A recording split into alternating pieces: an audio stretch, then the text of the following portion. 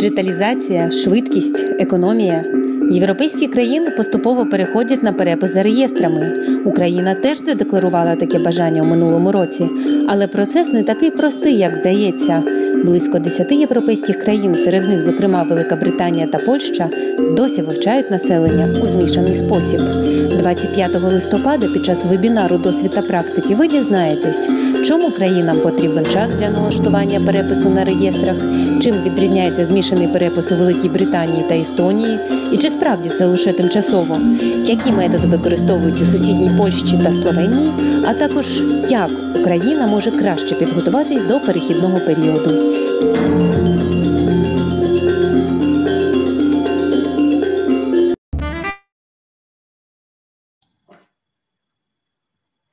Доброго ранку. Вітаю всіх, хто зараз з нами на 4-му вебінарі, присвяченому... Hello, dear colleagues who are present here at our first webinar, register-based census. Sorry for technical problems.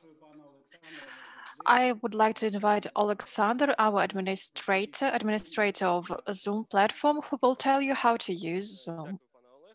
Thanks so much, Oleg. Good morning, everyone. I am happy to welcome you here today. Let me remind you how to use the Zoom platform.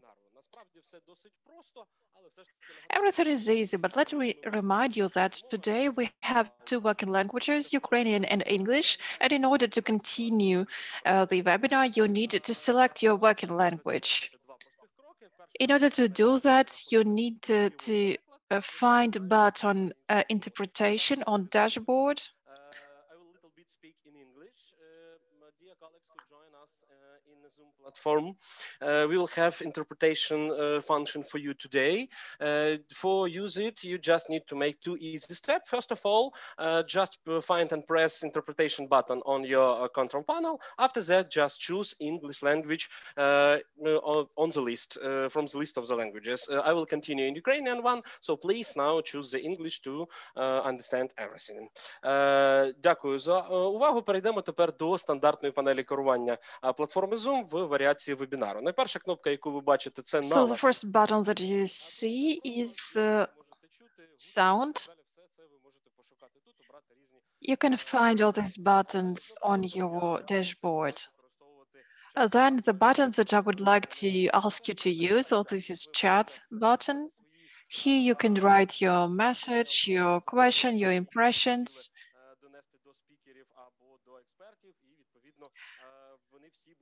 And everyone will be able to see these messages. The last button is to leave the webinar.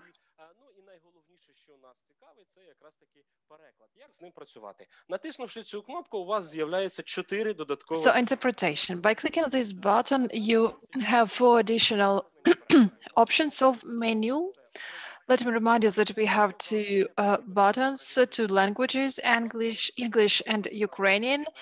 If you understand Ukrainian, if you understand English, please choose the English channel. If you want to listen to interpretation in Ukrainian, please select Ukrainian button. Please set the languages right at the beginning. It is very important because if the language that you speak is different from the language which you see on your screen, you might have technical problems with our interpreters. For example, if you speak Ukrainian and you are on English channel, Zoom won't be able to understand what kind of language you speak. So please select the language right at the beginning. And last but not least, you need to turn on or off the original sound. So this is from me for now. Thanks a lot, and I wish you a productive discussion today. Thanks so much, Alexander. Oleg Voronenko, UNFPA Ukraine. Our series of webinars and the latest conference on the 9th of December are organized by the State Statistics Service of Ukraine and UNFPA. We have support of Arena Conference Service and Vox Ukraine. Today at our webinar, we plan to get to know the experience of transfer to register-based census in Poland, Slovenia, Great Britain, and Estonia. Let me remind you that our webinar is broadcast online at the pages of UNFPA in Ukraine and on the page of the State Service of Statistics. And you will be able to see this video in the YouTube channel of State Statistics Service. The previous webinars are available on this page as well.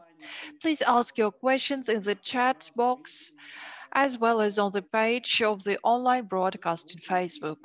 We will be able to take your questions in the end of our webinar. After the end of the Q&A session today, I will ask you to write your impressions after a series of our webinar. What you liked, what you didn't like, what we can improve.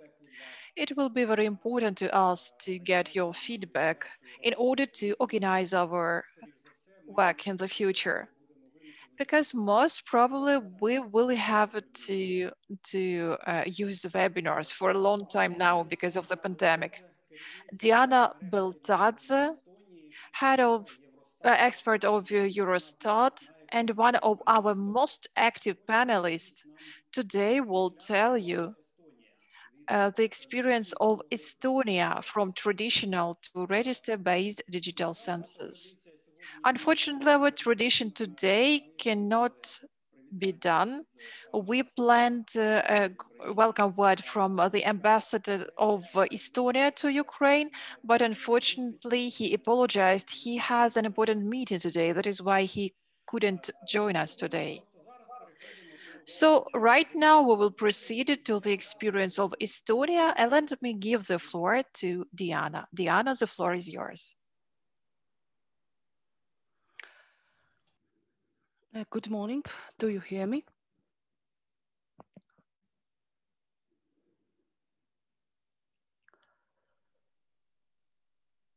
Good morning. Do you hear me?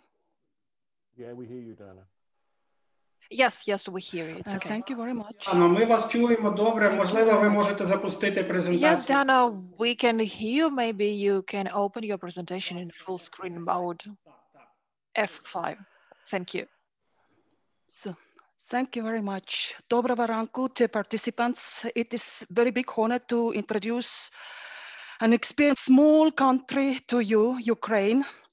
It can be said Estonia has their own way while preparing register-based census, and it can't be detail with other register-based census countries, but you can definitely find many common aspects during this transition time to the register-based census. I will present the time 2008 up to 2019, when I was responsible for initiating the tasks for census and implementation of measures to get ready for register-based census in Estonia.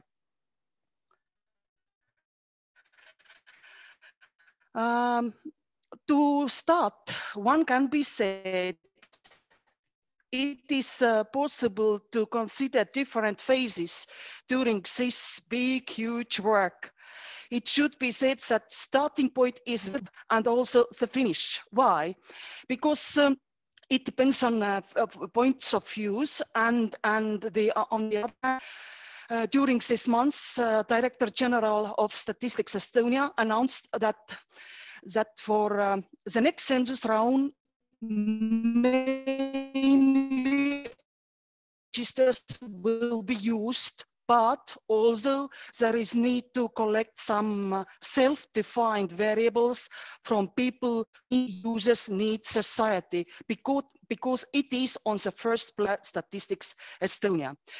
But we can say that Estonia is ready for register-based census approach.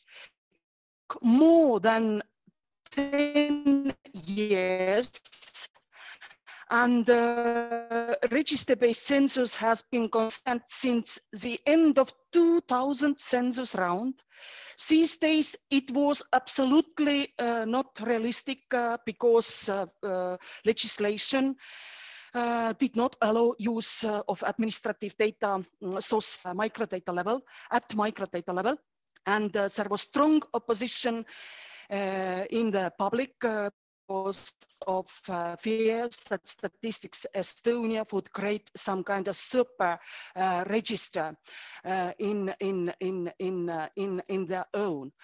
Only before the last census round in 2010, a decision had been made regarding the long term of censuses in Estonia, and was set up target debate census.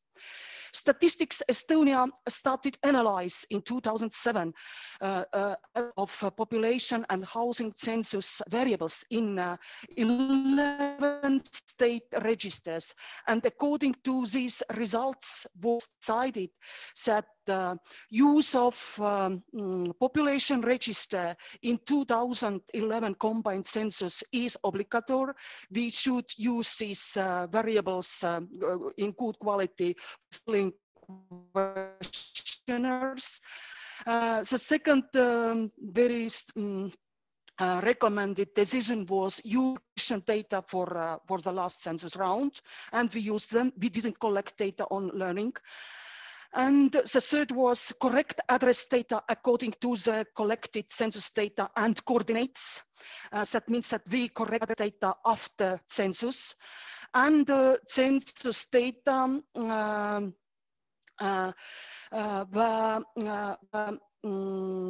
allowed to give just address data, were allowed to give to land board according to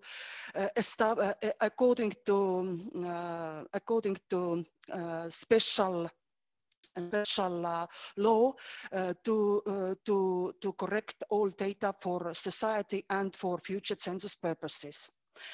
As well, established precondition for the use of registered data in Estonia.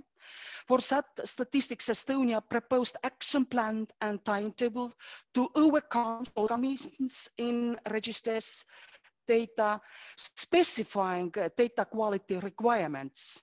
And it was decided to finalize registers and statistics needs from and finance extra needs from census budget. We said that the preparatory works for register-based census cost the same amount of money as the last census conducted traditional way. The next very important phase was 2011-2014 in green box. New impetus to register-based census in the context of entry into force of Official Statistics Act. To it, Statistics Estonia was given coordinating role at state level in the work with state registers regarding census needs only. An additional analysis of 23 additional registers datasets was done in cooperation with university researchers. After all, census results were published in 2014. It was concluded most of EU, let's say EU mandatory variables, 38 can be formed based on registers and by combining them with census 2011 data. This was a big step forward towards understandings of register-based census. And register at state level started work in close cooperation with Statistics Estonia to improve data quality to meet Statistics Estonia needs. I would like to say that big efforts were made to achieve good mutual understanding and collaboration between Statistics Estonia and the register owners. By 2016, in yellow box, a new level had been reached in terms of interoperability of state registers as informations. What I want to say is that at state level was agreed that all what is census need should be developed anyway to ensure sustainability of infrastructure for public services and using administrative data. So 2016, government adopted action to achieve strategic, legal, organizational, semantic, and technical interoperability of 16 main registers. During 2016 and 19, in blue box, you can see Statistics Estonia had the focus mainly on the quality and data collection forms from registers. The quality was assessed annual basis and during 2 pilot census and extra housing survey, what was very big one compared to other social services at Statistics Estonia. Before to go on with details, I would like to highlight that prerequisites for interoperability of state information systems for census very needed, and actually they were machine readable data, internationally harmonized classifiers, use of them, revised definitions, and use of verb service standards. And why they were very important? Because these all aspects contribute to quality, improved data at data level.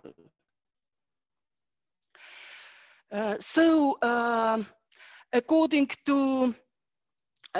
to Statistics Estonia experience, we can say important provisions for register-based census can be considered as follows. First of all, for us, the most important was a legal base supporting the creation and condition update of registers. In 2014 was established employment register according to this legal base, and as well availability of key registers were established according to this legal base. And of course, I would like to say that another point is very important, that we can say that we were very lucky. We had all key registers, even more during preparatory works. We assessed about 30 different registers, and we cannot say that some of them are important and some of them are not, but we definitely can say that address data, dwelling data, and the population register data are most important to start. And of course, is that according to legal base was adopted that every register should use unique identifier for persons, for the dwelling objects, for addresses, and for enterprises, and it helped us to link different registers and later statistical units and statistical objects for census. And of course, according to this legal base, we started harmonization of registers and census concepts. It was most difficult time. It can be said without legal base, it won't be possible. And it will be beneficial to have technical environment for secure data transportation. And in Estonia, we have it for now. And I would like to stress once again, cooperation with administrators and also with local authorities. It is very, very important.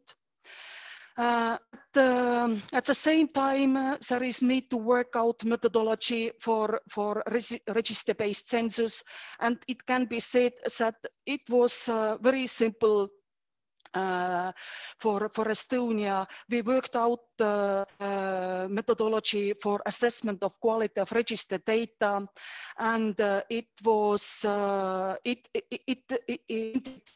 most important aspects for statisticians, and it was very simple to use annual base all this data.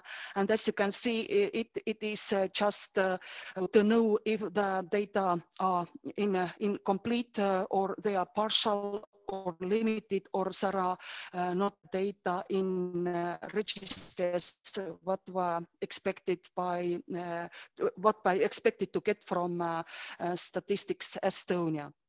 And it was really the starting point, and actually there was confusing how should start this assessment, what kind of rules and requirements we have to develop, but one can be, it is up to every country how to start and what is possible. You know the best way. Don't be concerned to get bad results from the very beginning, as in very many countries. In Estonia as well, we got problematic results for the first 5 years. Missing variables. This case was closed only in 2019. Elite coverage, it was closed by 2020. Addresses were not good, and it can be said still nowadays there is about 1% of all addresses that improved for the future purposes. It is about 100,000 addresses, but we have very strict requirements for addresses. We can use these addresses, but we should correct them according to special law. And as well, as the most important thing, I think it is common for Eastern Europe countries.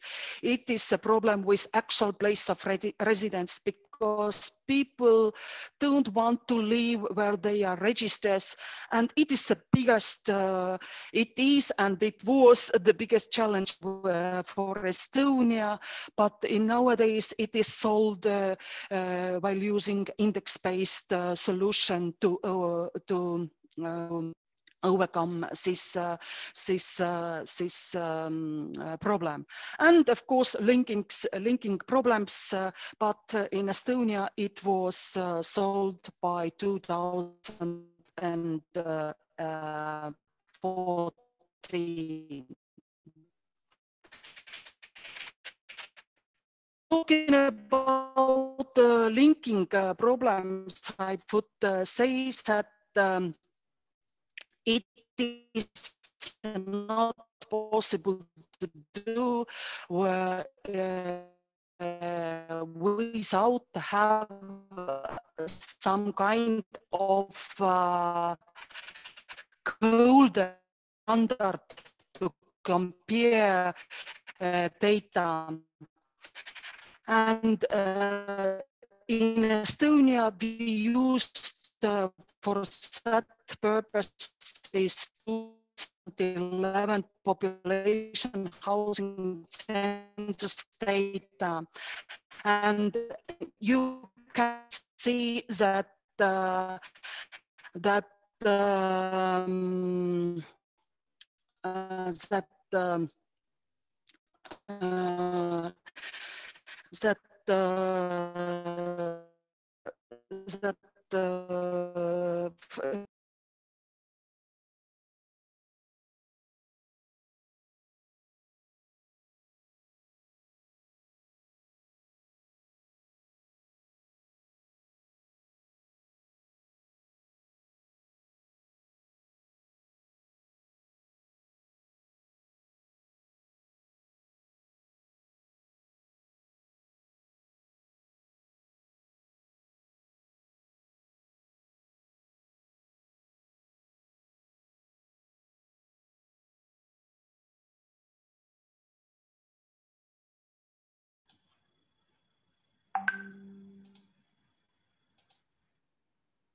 Бачимо, що пані Діана має проблеми. We see that Diana has some problems with connection. I suggest we wait for a couple of minutes.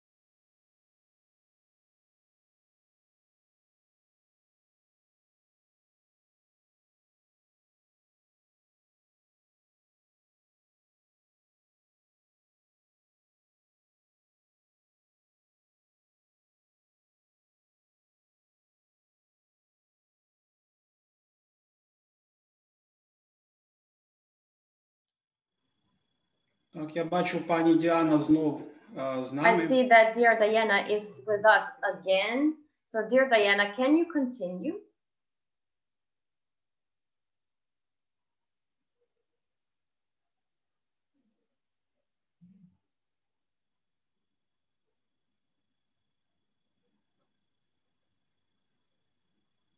Звук, будь ласка, звук. We can't hear you. There's no sound. Пані Діано, у вас... Dear Diana, your microphone is on. Excuse me. I will continue, and I would like to say that by 2019, almost all limitations were solved, and I introduce you that we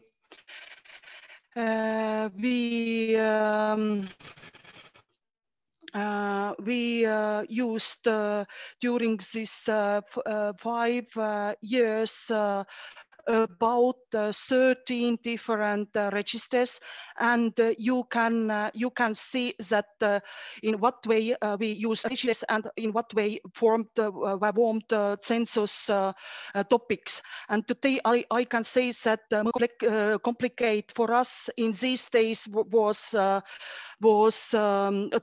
to form current activity status, but not for now. Today, the most complicated is to form place of residence. For now, it is there is a need to use about 13 different registers. It is just for noting I put down the names of registers that were used for performing this initial task to test whether the register-based census is feasible in Estonia. The next step, 2016 up to 2019, Statistics Estonia conducted 2 pilots tests, as it was said, and goals were to test how good are this methodology and how good is our technical level and quality of output, census output. And what can be said that we were very satisfied with results. In 38 census characteristics were warmed, but you will see on the table that we got deformation of family and household structure due to wrong addresses for place of residence. You can see increasing number of lone parents in green by 67% and decreasing number of families who were legally married couples or cohabiting couples with children. It was decreased by 26%. And despite of that, it was decided not to give up, and we got extra foundation from Eurostat, and we worked out index-based methodology for solving these problems. We used science of life methods for solve this problem. And we can say that we tested this methodology in 2019, and before 2018 the science of life methodology was tested during extra household survey. And what can be said that according to the results of second rehearsal, we can say that almost all registered data are identified. These are not identified for foreign and for some other groups, marginal groups, as for example illegals or the others. We can say that rate of technical errors is less than 1%, and it is achieved 95% of coverage of relevant census characteristics for marginal, and index-based approach approved the results of a great problem during the first register-based census. And to sum up,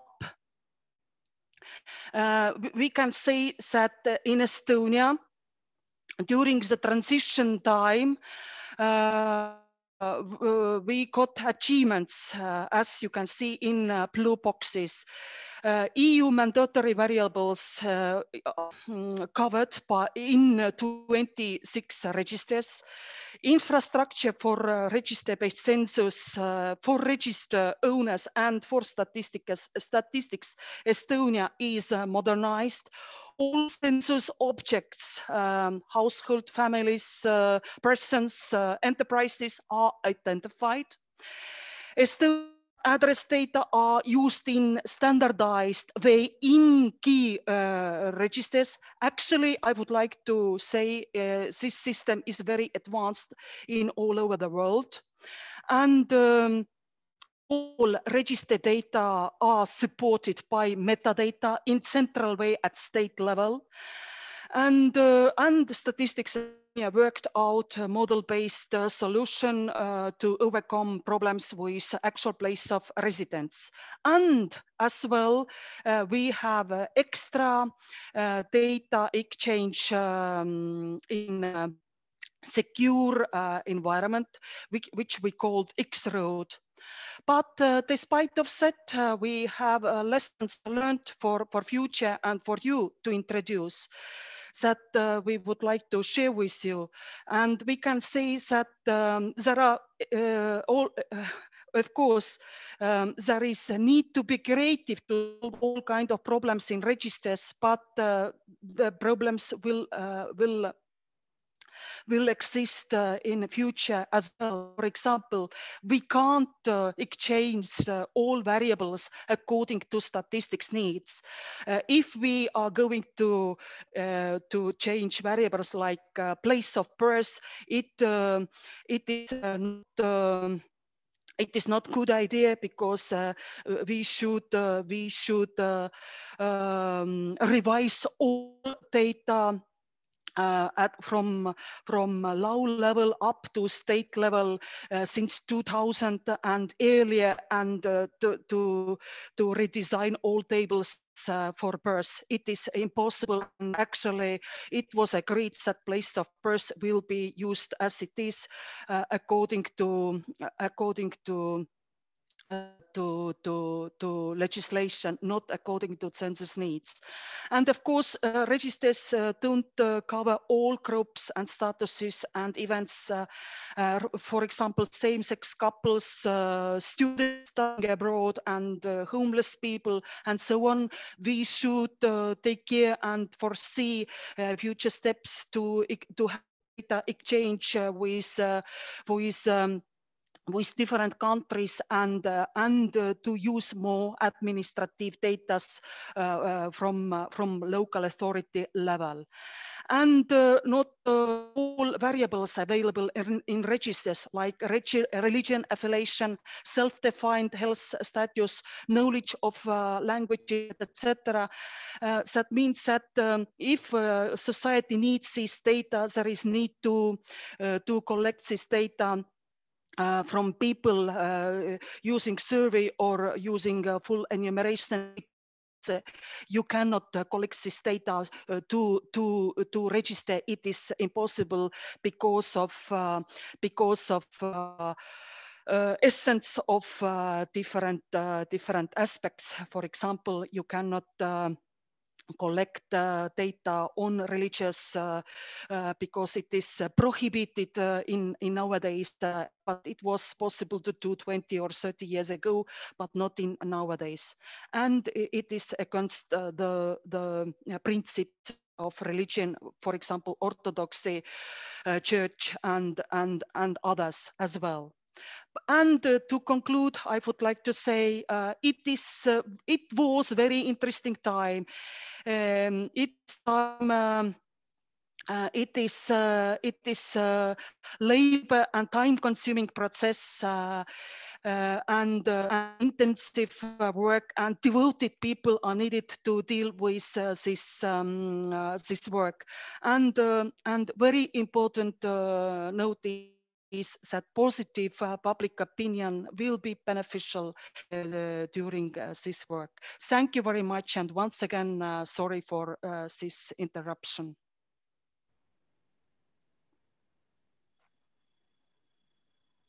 А ми дуже дякуємо вам, пані Діано. Thanks so much, dear Diana. Thanks so much for having the opportunity to join us once again and to finish your presentation. Thank you. And now I would like to invite Janusz Gaszewicz to present the experience of Poland. I would like to remind that Janusz is of the statistics of service of Poland. So Mr. Gaszewicz is the president of European Fund of Statistics. He's also director of the Department of the ICT Systems, Geostatistics, and Register and Censuses. She's also part of the working group of the UN. So Janusz, the floor is yours, please. Thank you, Oleg. Good morning to everybody. It's a big pleasure to me to introduce some Polish experience concerning transition to a register-based census. First of all, Poland has a long-standing tradition concerning census. First countrywide population census was sorry.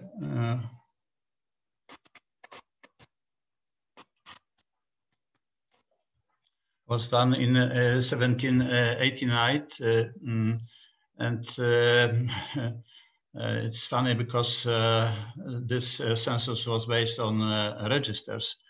It was a register of nobility and burghers, and the parish register of births and deaths. So in 1980, the Central Statistical Office was established.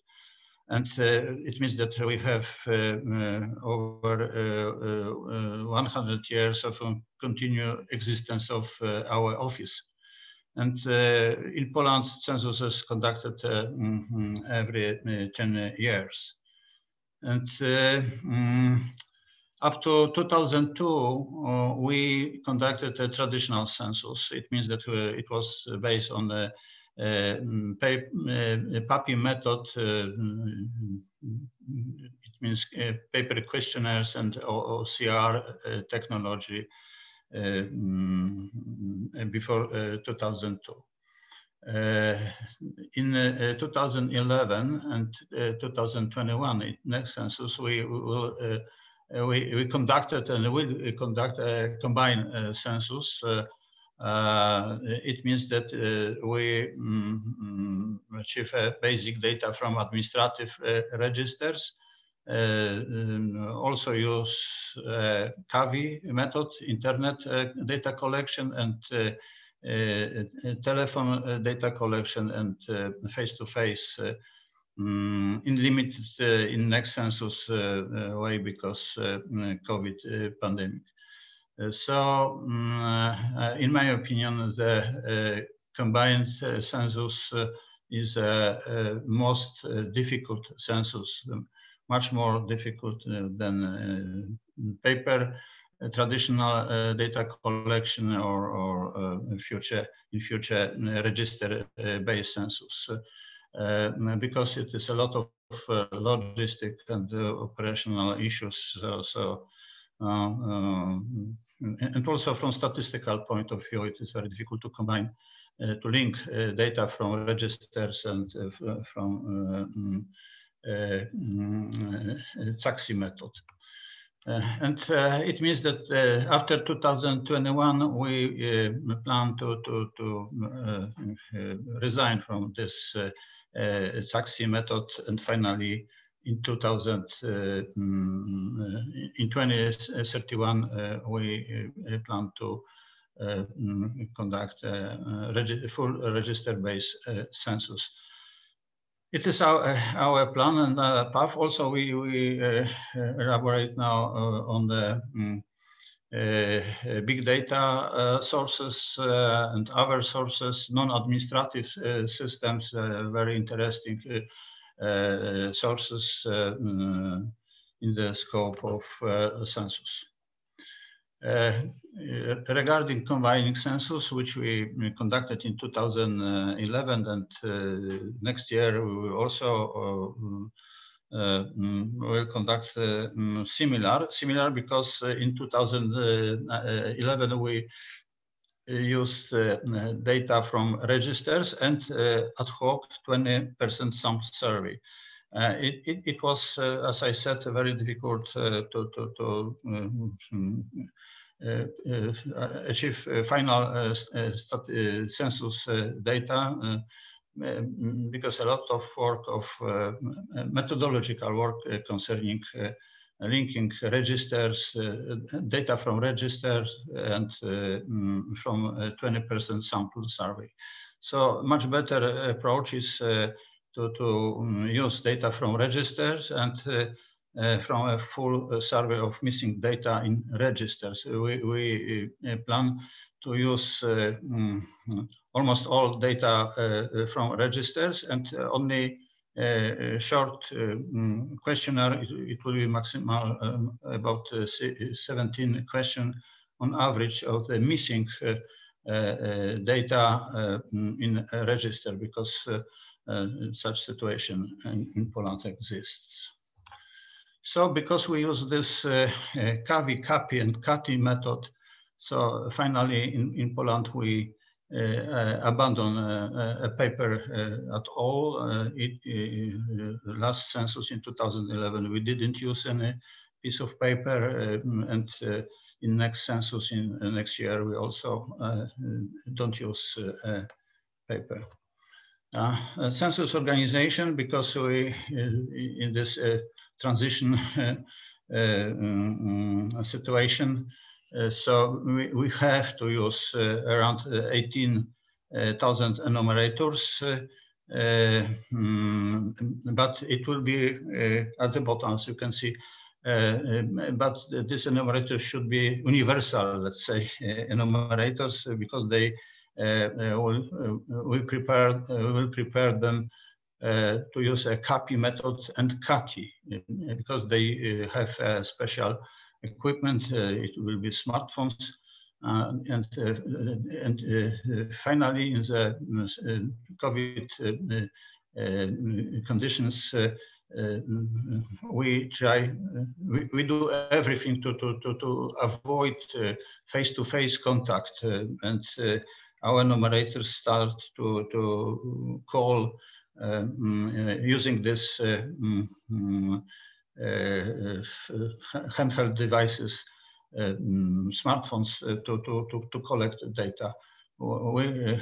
These days we finish agriculture census, and we use such techniques that our enumerators in agriculture census can have a choice to go to farm and collect data from farmers, or to call them using the same device. So this is a new approach because pandemic condition. And as you can see, this is some layers of organization. Finally, in the central office, we use only 16 central dispatchers to manage whole operation. The main level is regional level. On regional level, it means the NUTS 2 level, there's a voivodeship level, and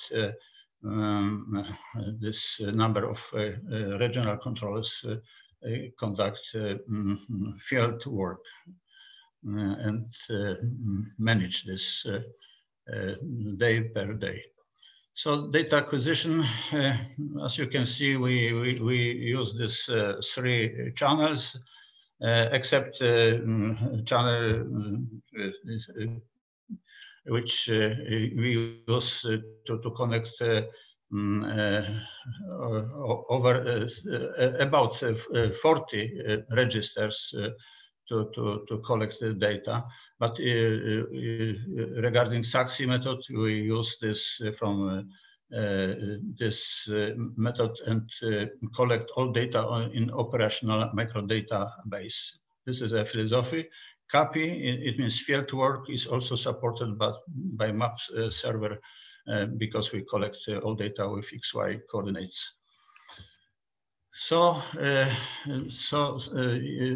regarding this internet method, the main issue is a proper identification procedure. So we used to confirm personal electronic signature, personal identification number, VAT information, first name, last name, and if something in some situation, we're also asking about place of birth and mother's maiden name. It is unusual information, so it is quite good identificator. So after this procedure, everybody can establish own password, and jointly with own PIN, it is possible to enter to own questionnaire during 14 days window, let's say, for several access. multiple access. So first step is filling a housing questionnaire, and next after this a personal questionnaire is filled in, and it is also possible to use a proxy method that other people living in the same flat should also be enumerated. So regarding last census in 2011, that the typical person using self-enumeration, it was a man about 40 years old and a city inhabitant and secondary degree. So it means that it is information for our communication action and promotion of census. Regarding CATI method, it is scheduled as a second channel of data collection. First is internet, second is CATI,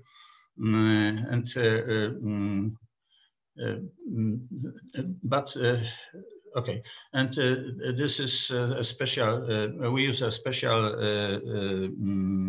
devices for telephone interviewers, and we assume that especially because COVID-19 pandemic, we will use this method very intensively. The main functionality is interviewing, but also hotline to inform somebody who needs some information. It is also arranging visits by census enumerators, and it is also very important to confirm the identity of the census enumerator. So this is a main functionality of call center in CATI method. Regarding CAPI method, we try to avoid, as I said, this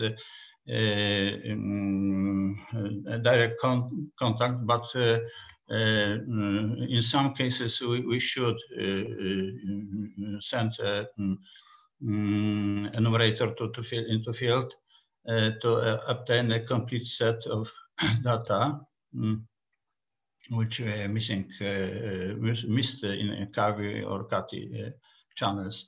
It means that this, and sometimes we should send this enumerators into field, because we know that in some area or some people have digital exclusion, and or sometimes refuse to answer by telephone or internet. So this is our last chance to collect proper data.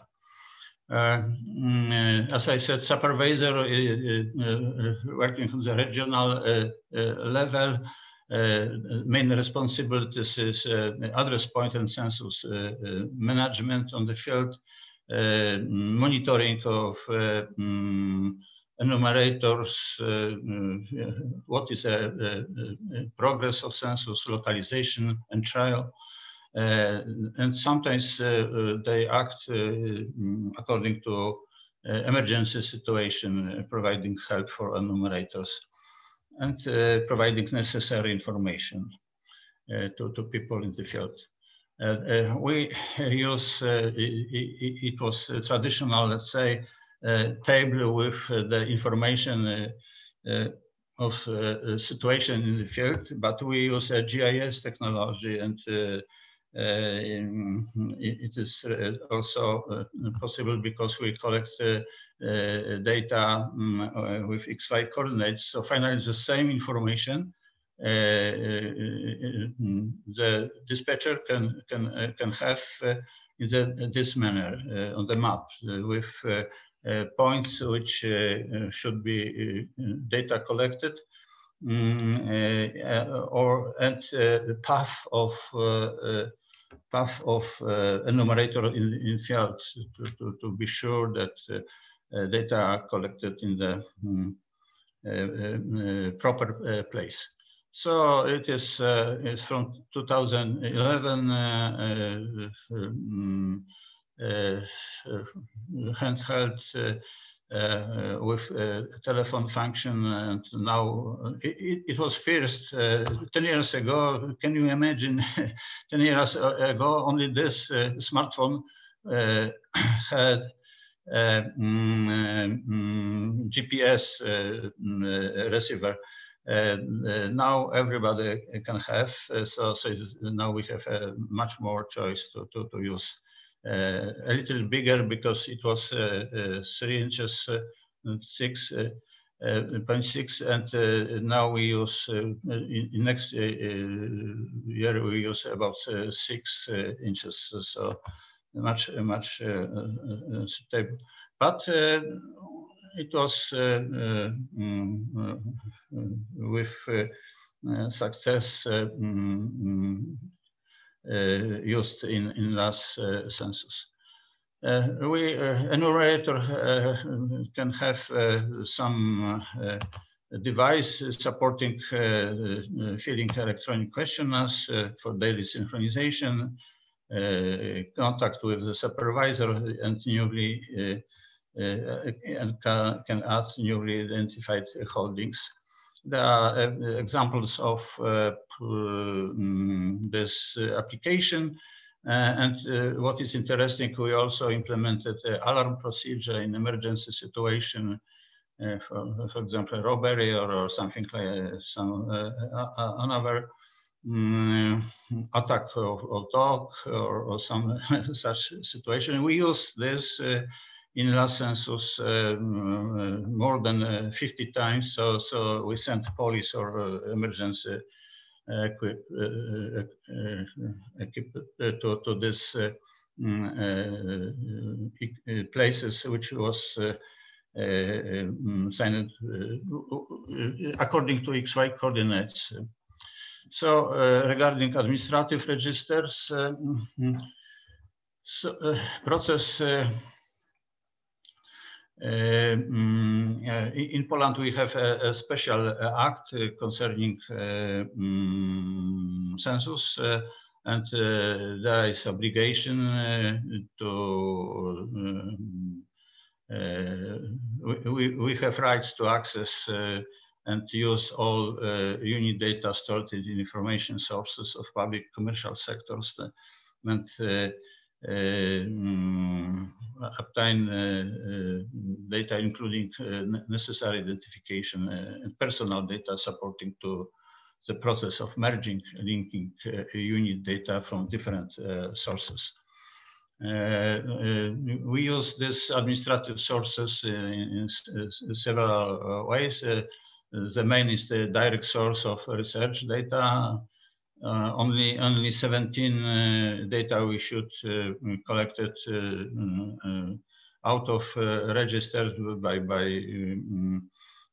questionnaire, and also it is a source of information to create a list of entities covered by the census frame, and in addition a source of information for imputation, data estimation, comparison of the quality.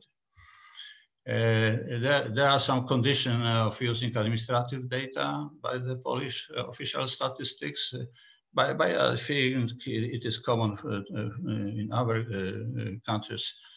It is a legal issue, so related to access and use of data, including especially the identifiable and personal microdata. There is public relations, as Diana underpinned. It is public trust and acceptance of administrative data linkage and reuse this data, organizational issues, methodological issues, and technical issues. It's a lot of issues which should be solved in the procedure of using data from registers.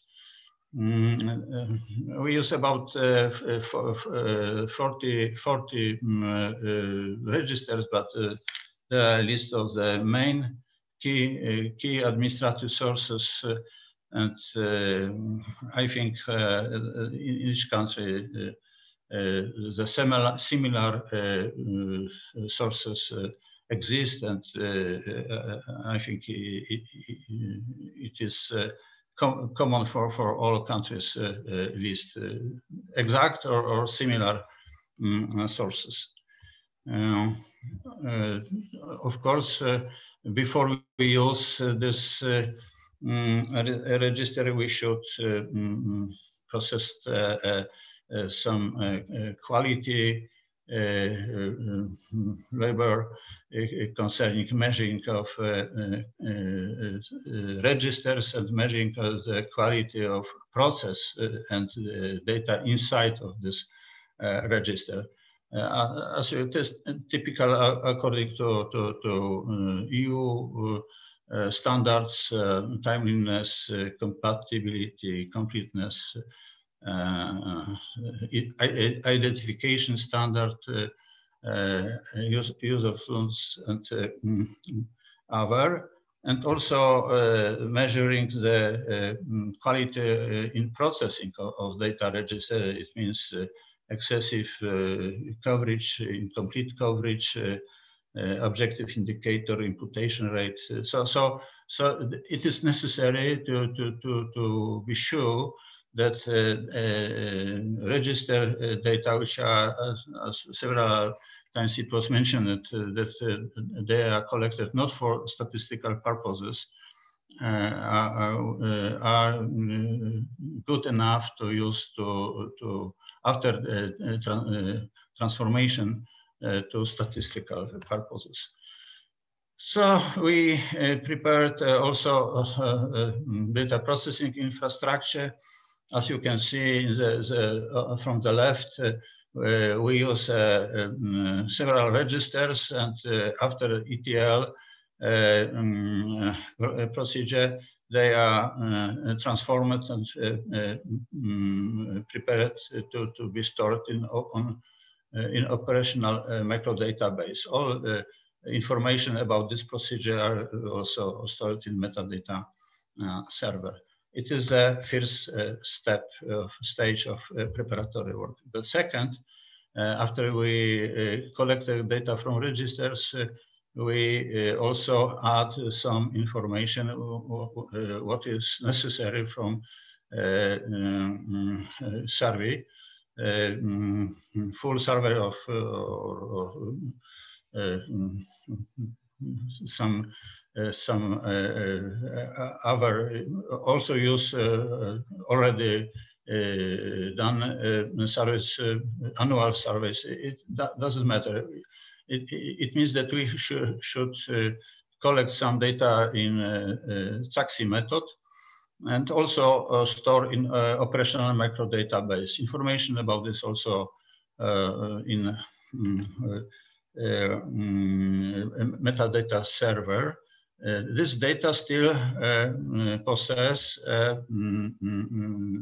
identification variables for processing and linking data in this operational.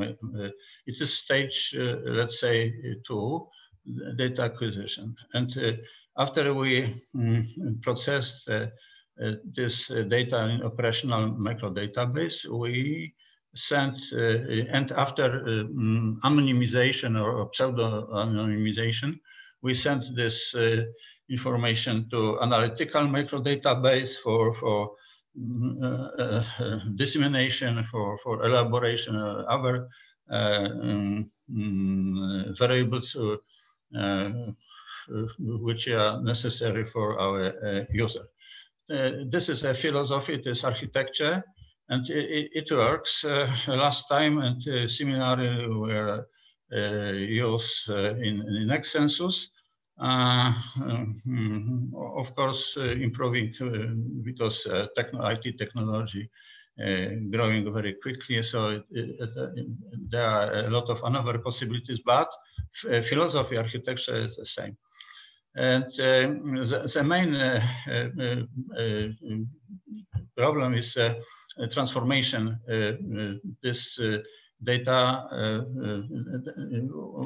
it is ETL procedure for transforming this data from register to statistical needs. It is a preliminary preparation. It means we should import data, mapping, and conduct a simple deduplication. It means removing identical record from data, and denormalization. It means creating a flat table with specific logical flat table with specific substantive content. Next is cleaning, also validation, and after validation is integration phase, and next also complex deduplication. It means that some records not identical but very similar, and we should process a special procedure to eliminate such wrong units records. And selection of statistical value from a multiple register, and finally achieve a statistical data set for data processing. It is very difficult and time-consuming procedure, but it is necessary to use register data for statistical reason. And we call this procedure golden record. It is finally prepared an operational macro database. The philosophy is to store or register in own layer of this database, and add also layers coming from Taxi method, these 3 channels. And finally, we looking vertically, let's say, in this picture, for the best value of variable, and achieve a golden record, which we sent to after the personalization to we transfer to analytical microdata base for final elaboration and preparing final products. So, roughly speaking,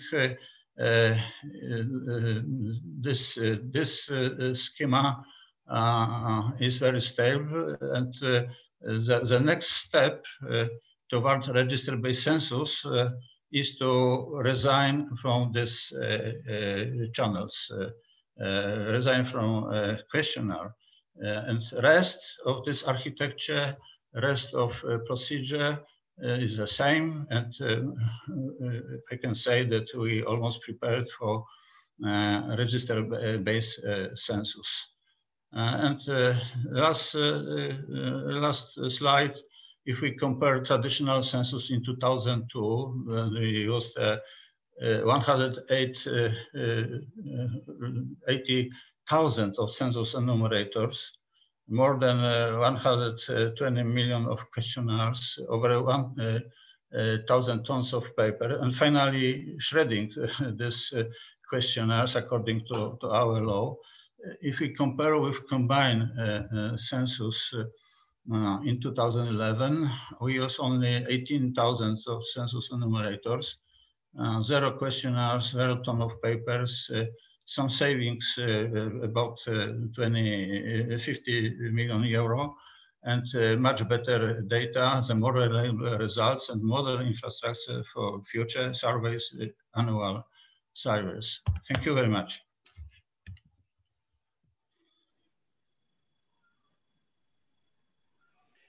Дякую дуже вам, пане Яноше. Thanks so much, Janusz. your numbers, your presentation is astonishing, and the statistics at the end of your presentation is also excellent. Of course, organization of register-based census is an effort-consuming process, so we wish you a successful census next year. And now we proceeded to the experience of Slovenia, and I invite Danilo Dolens, project manager of Census, international consultant. Dolens has almost 40 years of experience working in this field of statistics. He took part in 4 censuses in Slovenia, both traditional in 2002 and completely register-based census. And we will ask Danilo to tell us about that. Danilo, the floor is yours.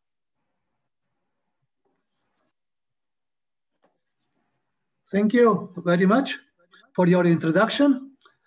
First of all, best regards from Slovenia, and thank you for invitation to be part of your important project. We are glad that we can present our road from field census to the register-based census, which differs from the cases presented by now.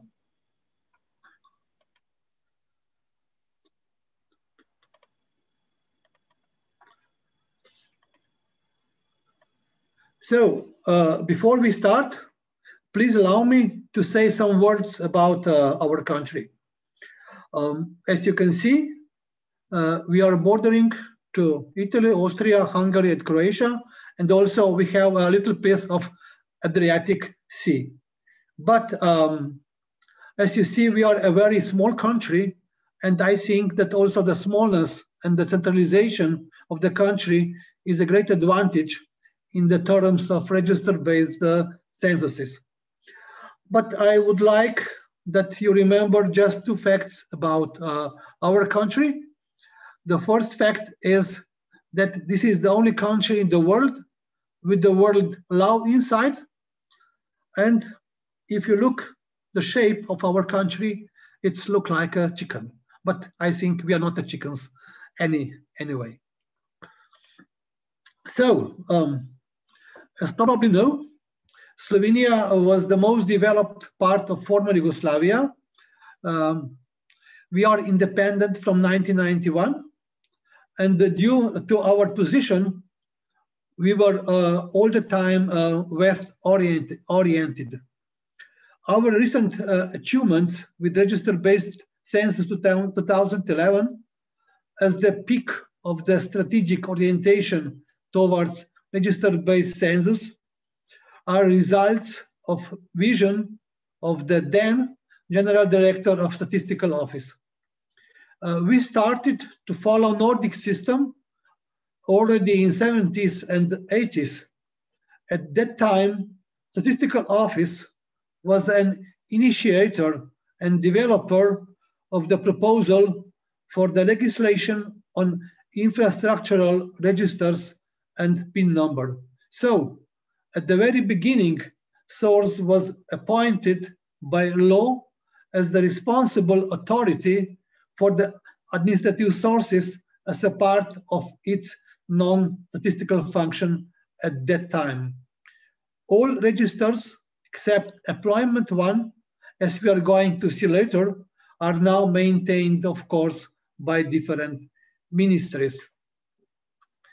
This year was the 40th anniversary of introduction of PIN, which of course, PIN is of course crucial when you're doing register-based statistics. PIN has still the same structure, including date of birth and sex. Is the main key to the all administrative records in the country on persons, and it has a great effect in our everyday life. Without a PIN, in fact, you do not exist in Slovenia. According to the laws, as I already said, Statistical Office itself, it says, set up 4 basic registers in 80s. The most important, of course, is a Central Population Register, which was which was set up on the basis of two different sources.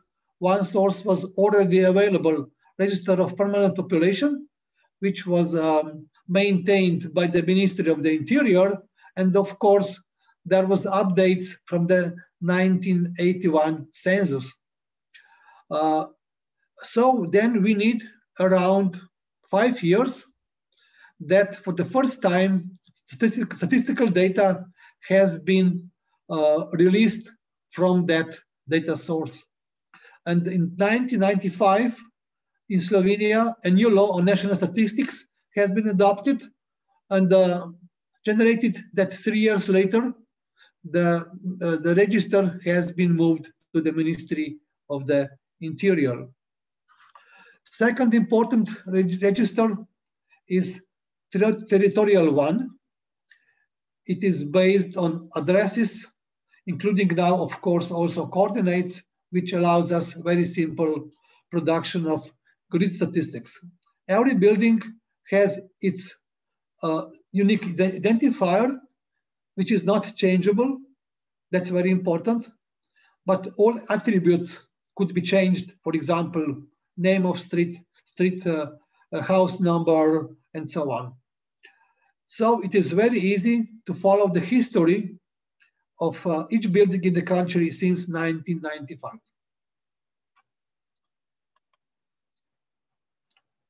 Business register in the scope of register-based census is important just as a source of data for end industry and for the location of place of work. There is direct link with the employment register, which is the only register, which is the only statistical register that we are used in our census proceeding. Employment register is updated monthly, and the main data source are records from the Institute of Health Insurance, and on this basis, we produce also every month labor force statistics from the employment register. So, just short insight in our census history. There were 6 traditional censuses in the scope of former Yugoslavia till 1991. Also in 1981, we used some administrative data that were used for verification of PIN and checking the address of persons in administrative sources comparing to those found in the field. 1991 census was based on pre-printed questionnaires containing PIN, name, surname, address. And so the enumerator already has, when he goes to the field, the list of all people belonging to his enumeration district. This could be, of course, tricky in many cases, especially when people are not living at the address where they are registered. Census 2002 was our last field census, and I completely agree with Janusz that doing combined census is much difficult than doing this just using one method. But our combined census 2002 was pretty simple because we used just field data and data from different administrative sources. Again, we used pre-printed questionnaires based on CPR.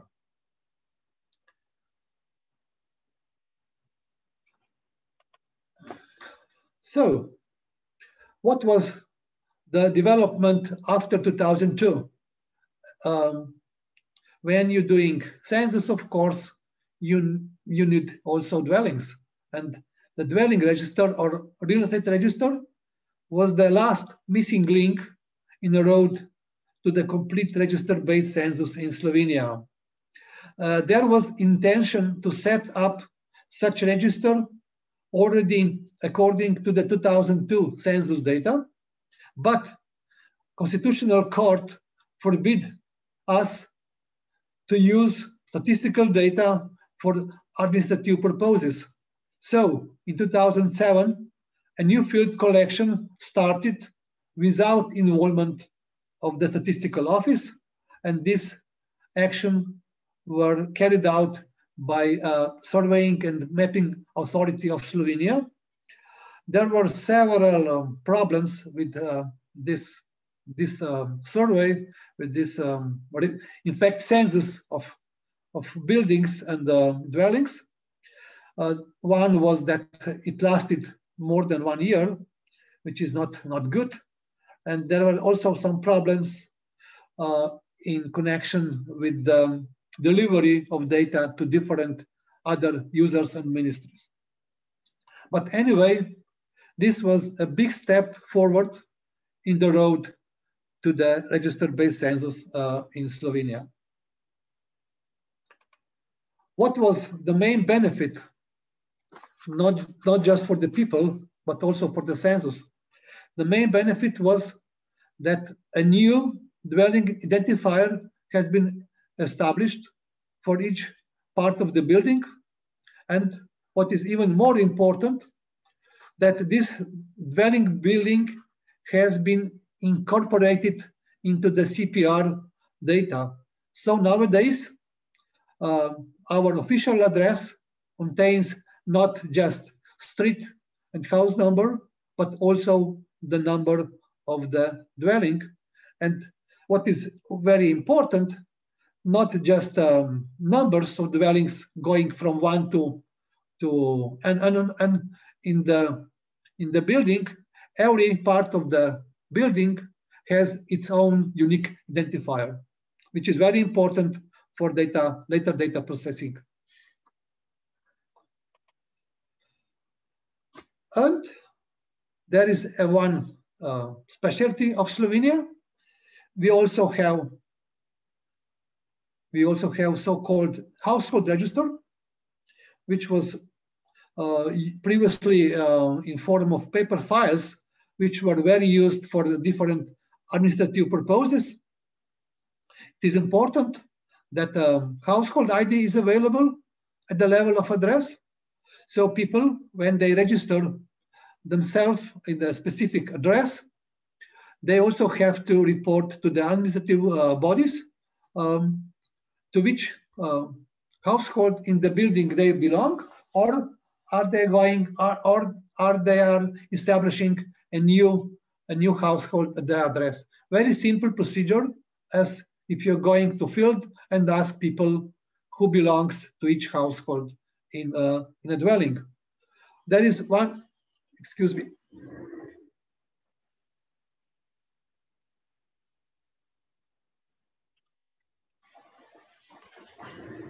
There is one also important element of this data.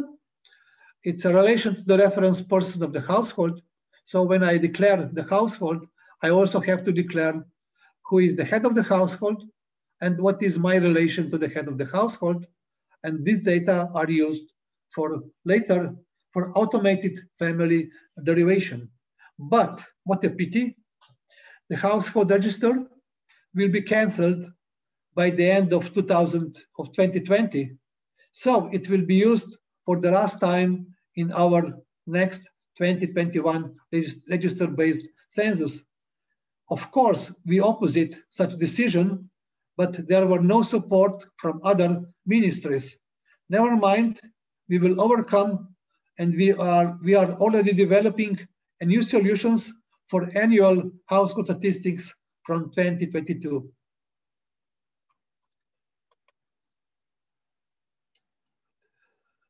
So let's go to the most important part of the story. It's our first register-based census 2011. As you see here, the decision was made pretty late, less than 2 years before the reference date of our census, which was for January 2011. But of course, we had a lot of experience with the use of the administrative data sources in the statistical production. So this is, I think, very important for all countries, that long-lasting use is very important where you are developing a new system.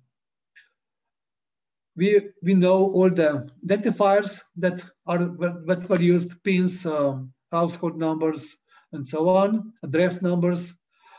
We found out that we can cover all EU regulation topics without any problems.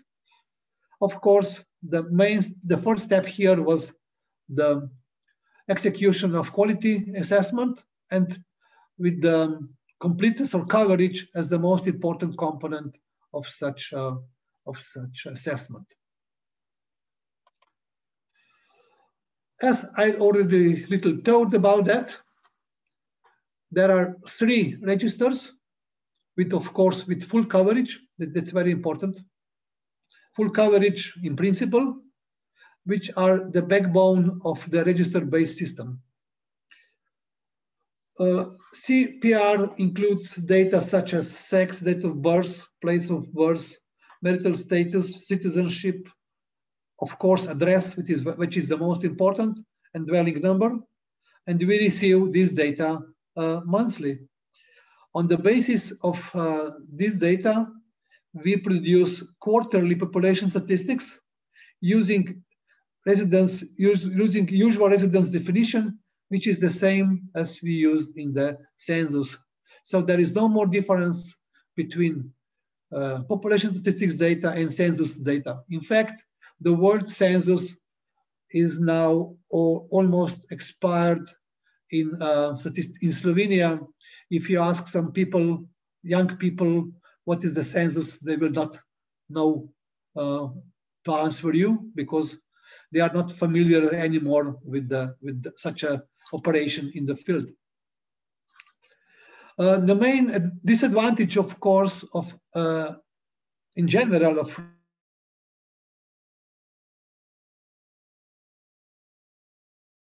registers and over registration, I will talk about that a little bit later. So due to availability of household register, we are able to implement housekeeping concept of the private household, meaning there could be more than one household in the dwelling. In most other register-based countries, a household dwelling concept is used, meaning all persons occupying a dwelling are considered as one household. The main problem here is that, in fact, this register is not complete. There are missing data on persons with temporary residence in Slovenia only, and these are mostly foreigners. Just for information, currently we have around 7% of foreigner population in Slovenia.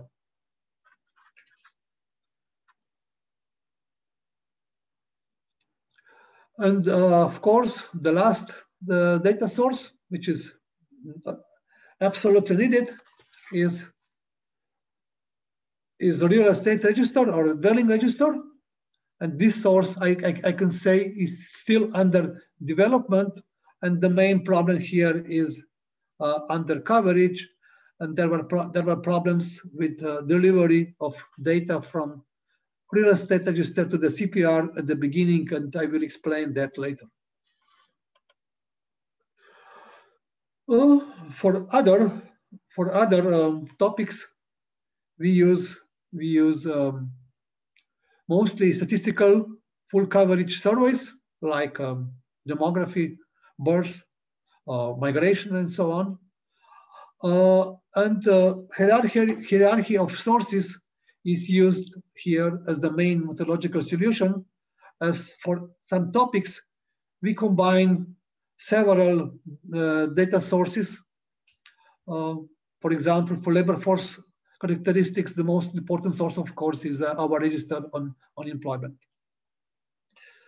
In fact, it is not so difficult process, because in case of mismatch of data from different data sources, we just apply this methodology of the hierarchy of the sources, and then we take out the data, if, for example, if they differs from the source, which is considered as the better than next one.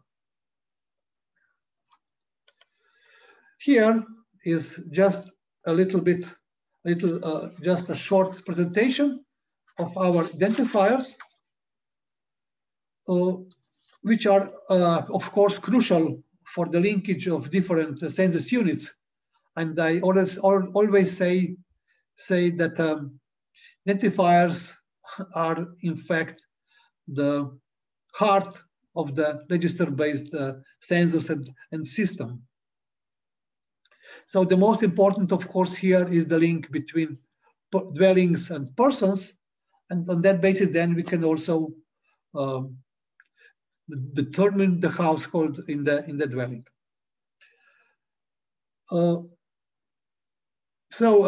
Here is just which IDs are available in our system and how they are combined together in data integration phases.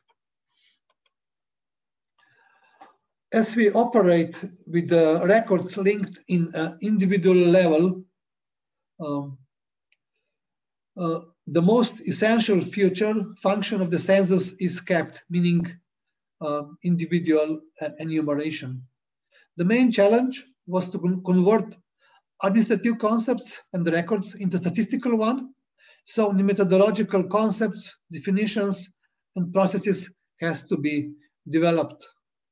In general, of course, as this is normal, we are completely limited to the available topics that could be used for statistical outputs.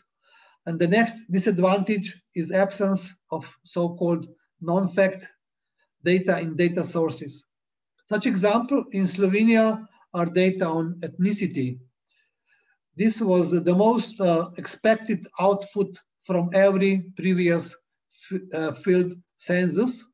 So we have to convince users, main users and also public, about the benefits of the register-based method.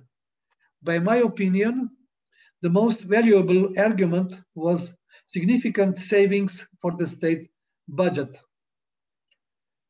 I can announce that we didn't have any budget for 2011 census. We assume that the costs could be around $15 million US, but all expenses were covered by regular budget of the statistical office, and only 6 permanent employees formed the project group, 3 from IT and 3 from methodology. So, and for all of us, the execution of Census 2011 was, we can say, just side job. We don't have any census department in our office at all. Of course, we have signed agreements before that with all data providers, with technical specifications of every administrative source used for the production. To be honest, we started pretty late with Census project, less than 2 years before. On the other hand, we have enough experience and knowledge of most of data sources used, except real estate register, which was the worst source in terms of the quality. Besides, it was used for the first time for the statistical production. Standardization and harmonization of input data was an important step. Several people from source, from statistical office, which are responsible for particular topic inside NSI, have been included for the preparation of input data in years 2009, 2010. And also this was just their regular job. So there was no additional employment for the 2011 register-based census. I would like here to present just one case to elaborate how it is important to cooperate with data providers. As you can see, as already told you, there was a problem with transferring data from this survey on dwellings to the CPR. So when we started to prepare 2011 census, 55% of dwelling numbers were missing in CPR. So after evaluation of the problem, we applied two solution methods. The first one was statistical one, based on, as you see here, ownership of dwelling and registered residence. And of course, this was implemented just in our statistical database, not in the administrative source. And the second one was a poster survey, has been carried out, which with a very satisfactory response, and data that were received back were implemented in the CPR. So at the end of both operations, there were 12% of missing IDs of dwelling, and that, of course, these IDs were imputed later in the later stages. Right now, we are having test data. We are preparing test data for the 2021 census, and of course, the situation is much, much better. We found out that only 2% of dwelling IDs is still missing. What an improvement from 2010. The most important change for us was probably completely new statistical process. In our case, it is 4 stages, where we have to consider the availability of administrative data and their quality and coverage. All disseminated data after every stage were final data. There were no provisional outputs. So what we disseminate in these 4 stages. First stage, it was just 4 months after reference date, and we disseminate this data already now every quarter, so-called basic demographic data, sex, age, territorial division of people, meaning till the level of municipality and also down to the territory. Second stage, where we produced data on households and families. It was 6 months after reference date. We don't produce data on households and families every year because we found out that there are so little differences between in these 3 years. So we produced this data twice till now from registers 2015 and 2018, when we executed 2 additional complete censuses in Slovenia.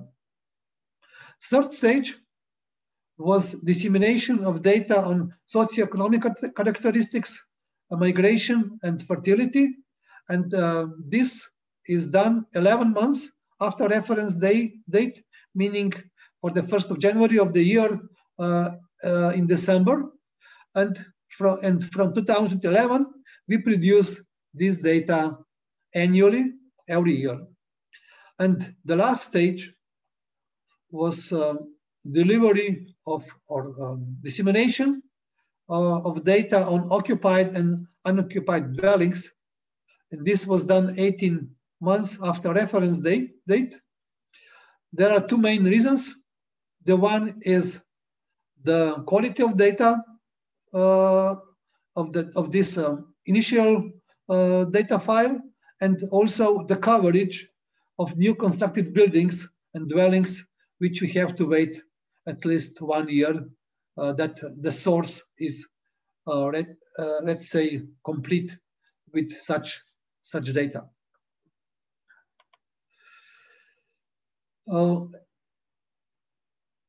I think I already mentioned these things in this slide. And maybe somebody of you is surprised that we don't do post-enumeration survey. What is the main reason?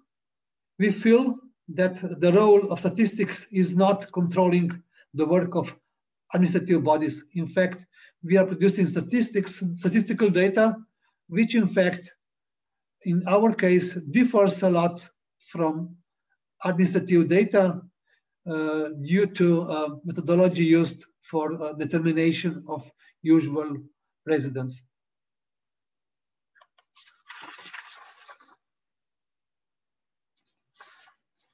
And now some information about the quality of register-based data and how we can measure the quality of register-based data. In fact, we use 3 different methods. First one is comparison with regular sample surveys. In Slovenia, the samples are based on population data. So when we go to the field, we ask the most important question is if the person is living at the address or not. And if the answer is no, we conclude with the survey. So we take into the sample just persons which are living in the so-called statistical address. And we found out that the difference between the registered address or statistical address and de facto address is around 6%. And the main difference is in big cities. In fact, we don't have big cities. Our capital, Ljubljana, has around 300,000 population only. Of course, this has some implication, especially later in formation of family statistics, and the consequence is the over-numbered number of lone parent families. An important indicator of being present in a country or not. This is the main problem of registers, because when people go to abroad, many of them do not inform about that the bodies, what they should do by the law, but of course all people do not respect that. So we found out that the labor force status, which is compiled on the basis of 9 different data sources, is a very good indicator of over-registration.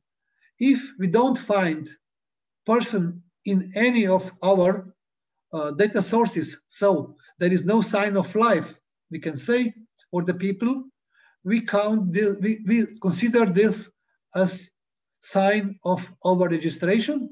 Of course, there could be some mistakes, errors, and so on. But in general, we can say that around 1%, that our registration or our coverage of population in register is around 1%, and also the same percent is our coverage of statistical population in Slovenia.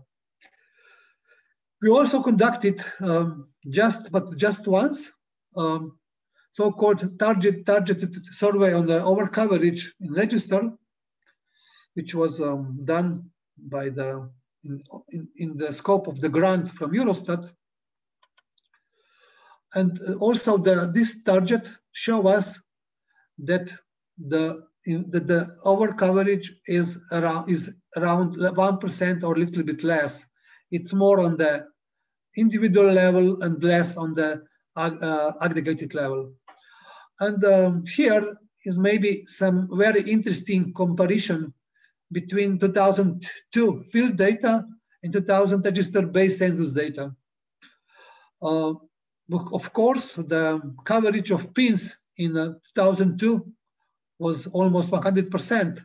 So we can compare the persons one by one in these two time points censuses.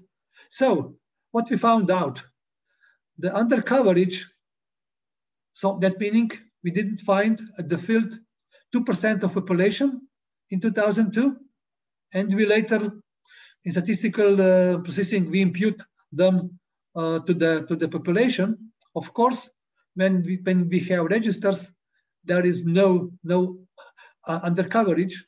And the second one, which was more surprising for us, was the double counting. Double counting meaning that the person was counted twice in 2002 as a resident. So the cases like student living in a private house, private dwelling in Ljubljana, and his family still considered him as a family member, or for example, some people married and living together, maybe in another address, but their family still considered them as a part of their family. So double counting was 1%, pretty a lot. Of course, in register-based census, one person, one record, no double counting. What is the main message, I think, from the presentation for you and for the countries who intend to start to use administrative data for the statistical purposes?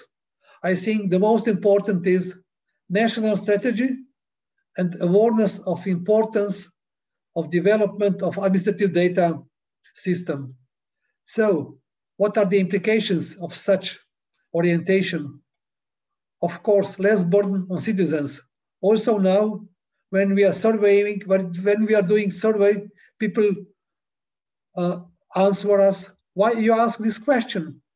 You have these questions in your registers and so on. Of course, and in fact, today we use many statistical data also in surveys, not asking people anymore, for example, about the citizenship, many other topics that are available from data sources. This second point is, of course, especially important today. It's decreasing costs for public finance. And I think that statistics here is just a small stone in the system, but statistics could be and shall be the accelerator of such processes in the country. And as I already mentioned, what is important, it's long-lasting use of administrative data in statistical production.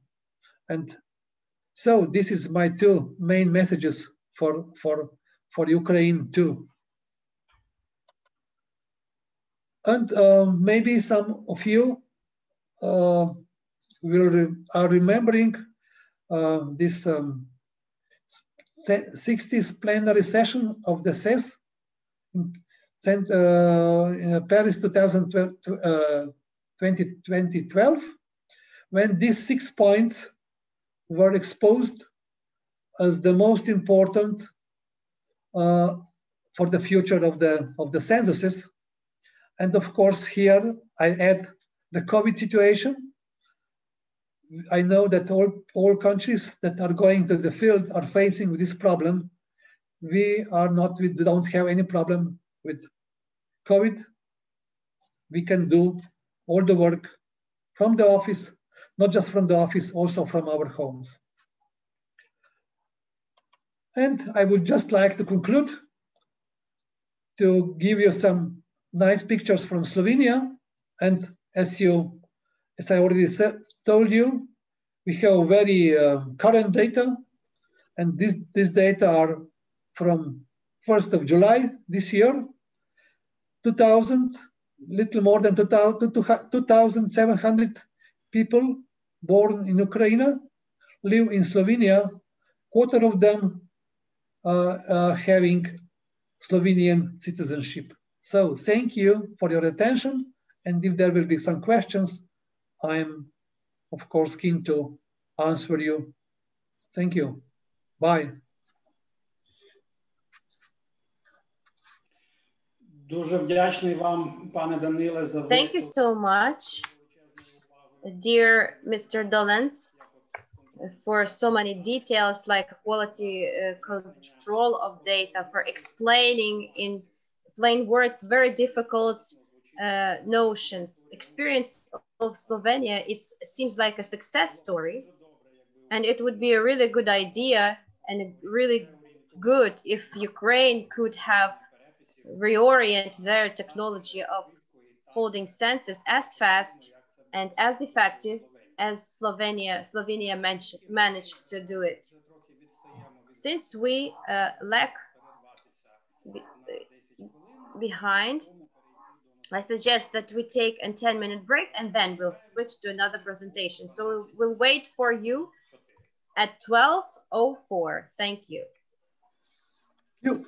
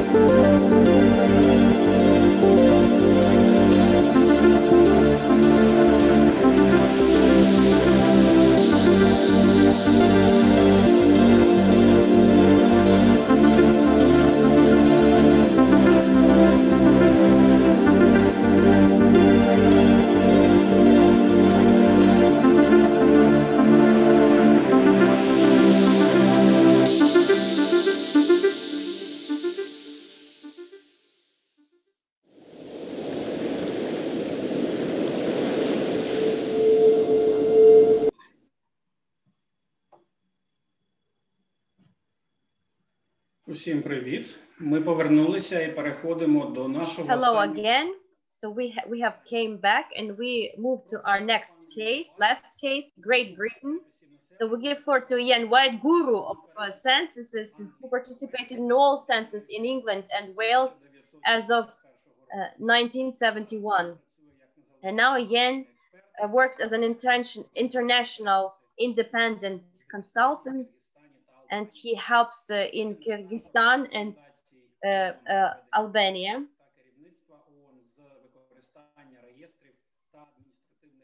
And please, dear Ian, the floor is yours. Okay, thank you, Oleg. Can I just check that you've got my screen up? Так, ми бачимо і чуємо вас добре. Будь ласка. Yes, we can hear you, we can see it and we can hear you well. Oh, that's brilliant. Thank you very much indeed. Okay. Right. Well, I thank you very much indeed for inviting me to talk again. And I must say it's very nice to follow the last three speakers, my friends Diana, Janusz and Danilo. So I hope that we're running a little bit late. I hope I can get through this as quickly as we can.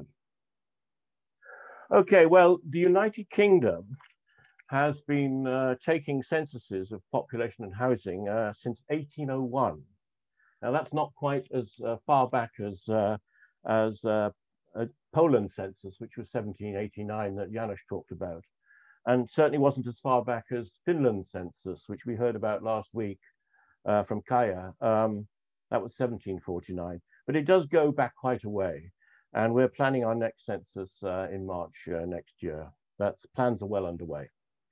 However, unlike many of its European neighbors who are moving or who have already moved towards a register-based methodology, the design for the 2021 census in the UK is essentially still a traditional approach, though this incorporates the developments in modern data technology and the increasing use of administrative data to support the census operation. So you might think it's somewhat ironic for me to be giving a presentation on the UK's experience on the transition to a register-based census, particularly in the light of the experiences we have just listened to from other countries in which the register-based census is well established. However, the UK has been well aware of the several advantages that the use of administrative data has over the collection of data from individual households, and is very much looking to use administrative sources in the future.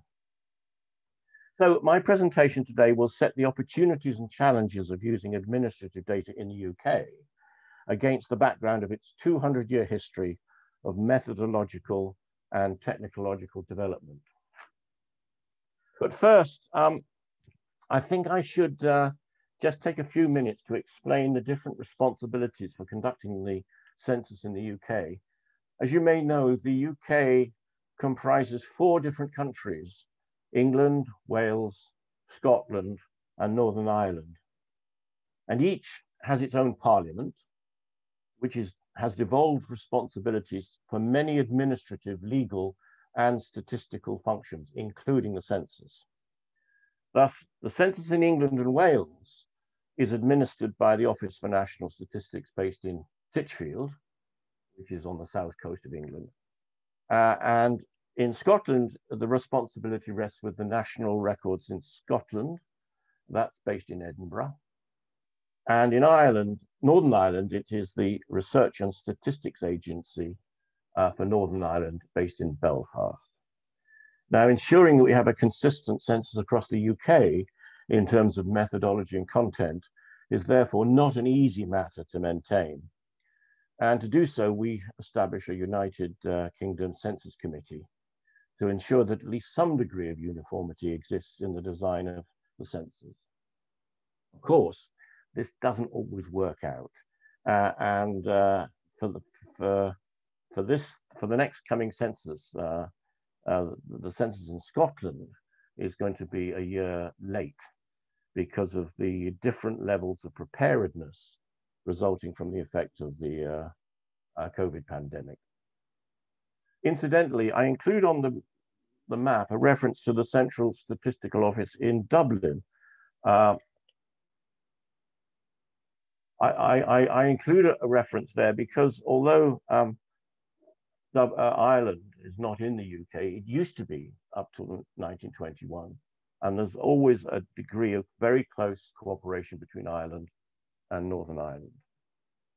So today my presentation will cover a brief summary of the methodological and technological progress carrying out the census in the UK in its 210-year history, the potential benefits and challenges of the use of administrative data in the UK, the use of administrative data to support the next census in 2021, and then the shape of the future census in the United Kingdom. So, throughout the 19th century, and I might add here, I must thank Oleg for his approval, or at least his checking of my Ukrainian language here. If there are any mistakes, the responsibility is mine, not Oleg's. Throughout the 19th century, the method of collecting information in the UK developed only slowly, and I suppose this is natural. In the early years, the numbers of households and numbers of household members were recorded by the enumerator on the doorstep. And it was only in 1841 was the responsibility for filling in the census form given to the householder. Now, this was a risky strategic decision at a time when the large proportion of the working population in the UK was still illiterate. Of course, it goes without saying that the processing of the data was done manually throughout the century. And this became a more and more onerous task, particularly the recording of the ever increasing numbers of occupations during the period when the Industrial Revolution was at its peak. Although some mechanical calculators started to be used within the Census Office in the latter half of the 19th century, it wasn't until 1911 when mechanical calculating machines of the type that had been developed by Herman Hollerith and had been previously adopted in the American census were widely used with punch card technology to process the ever increasing amounts of information being recorded on the questionnaires. In 1939, as part of the preparations for the World War II, a population register was created for the purpose of administering the issue of identity cards to determine the eligibility for enlistment in the military services and to control food rationing. Although its usefulness for the purpose of the census was recognized at the time, concerns about the invasion of personal privacy and confidentiality even then persuaded the British Prime Minister, Winston Churchill, that it was politically dangerous to continue the register in peacetime. And the UK, even today, still lives with that legacy. A computer was used for the first time in 1961, once again following the footsteps of the US Census, but not entirely successfully, it has to be admitted. It wasn't until the 1971 census before the use of computer technology effectively reduced the cost of and the main hours required for data processing. In 1971, the census analyzed the population by a 1 kilometer grid square for the first and yet only time. And this was done by asking the enumerators to record the geo coordinates of each dwelling during the enumeration. Incidentally, the report on the grid squares data that you see here, People in Britain, was the first publication I worked on when I joined the Census Office. So that just shows you how old I am. The 2001 census utilized optical scanning technology for the first time to avoid the need for a purely clerical data capture and coding process. And in the 2011 census, use was made of the internet for the first time to provide the means of the householders to complete their questionnaire online. Now, despite the fact that less than a quarter of households took the opportunity to do so, this enabled the size of the field force to be reduced to the level it was in the 1841 census, when the population was only a third of its current size. Now, the design of the forthcoming census anticipates a minimum online take-up of about 75%, resulting in the need for a much more reduced field force than that will focus primarily on following up non-response. But despite all these technological advantages, the UK still continues to depend on a fundamentally traditional field enumeration. Now, why is this? And what will be the format of future censuses? Now, as I've already noted, despite its long history of conducting the census with a well-established traditional methodology, the UK has been well aware of the several advantages that the use of administrative data have over the collection of data from individual households using traditional methodology. In particular, the UK Statistical Office have always been conscious of keeping down the ever spiraling cost of the census to an optimum level. The estimated cost of the 2021 census in England and Wales alone is around £900 million.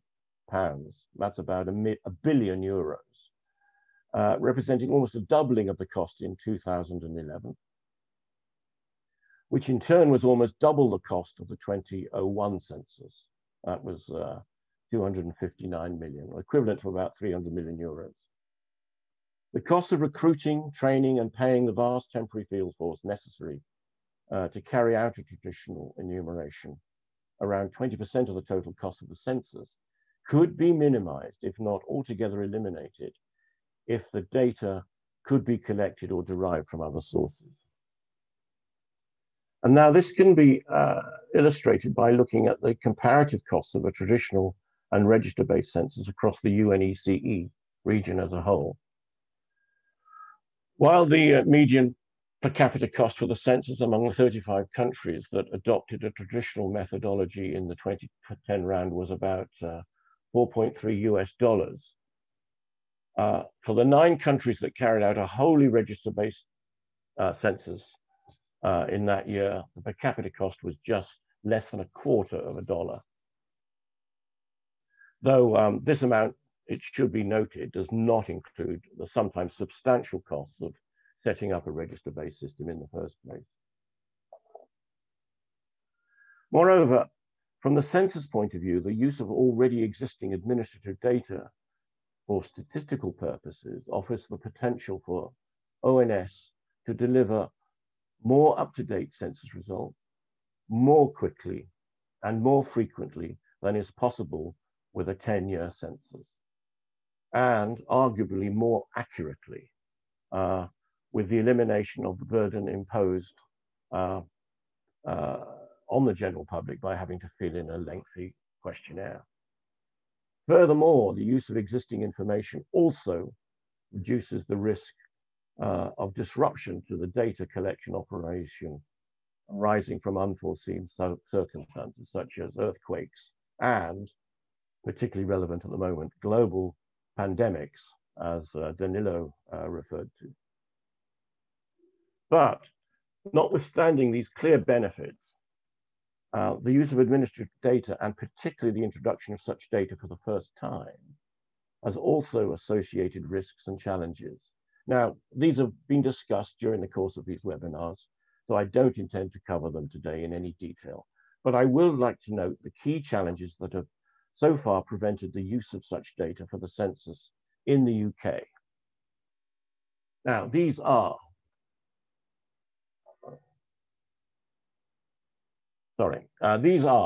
the lack of a national population register with a personal ID number for each individual member of the population in order to provide a unique and common and reliable link across a range of administrative sources.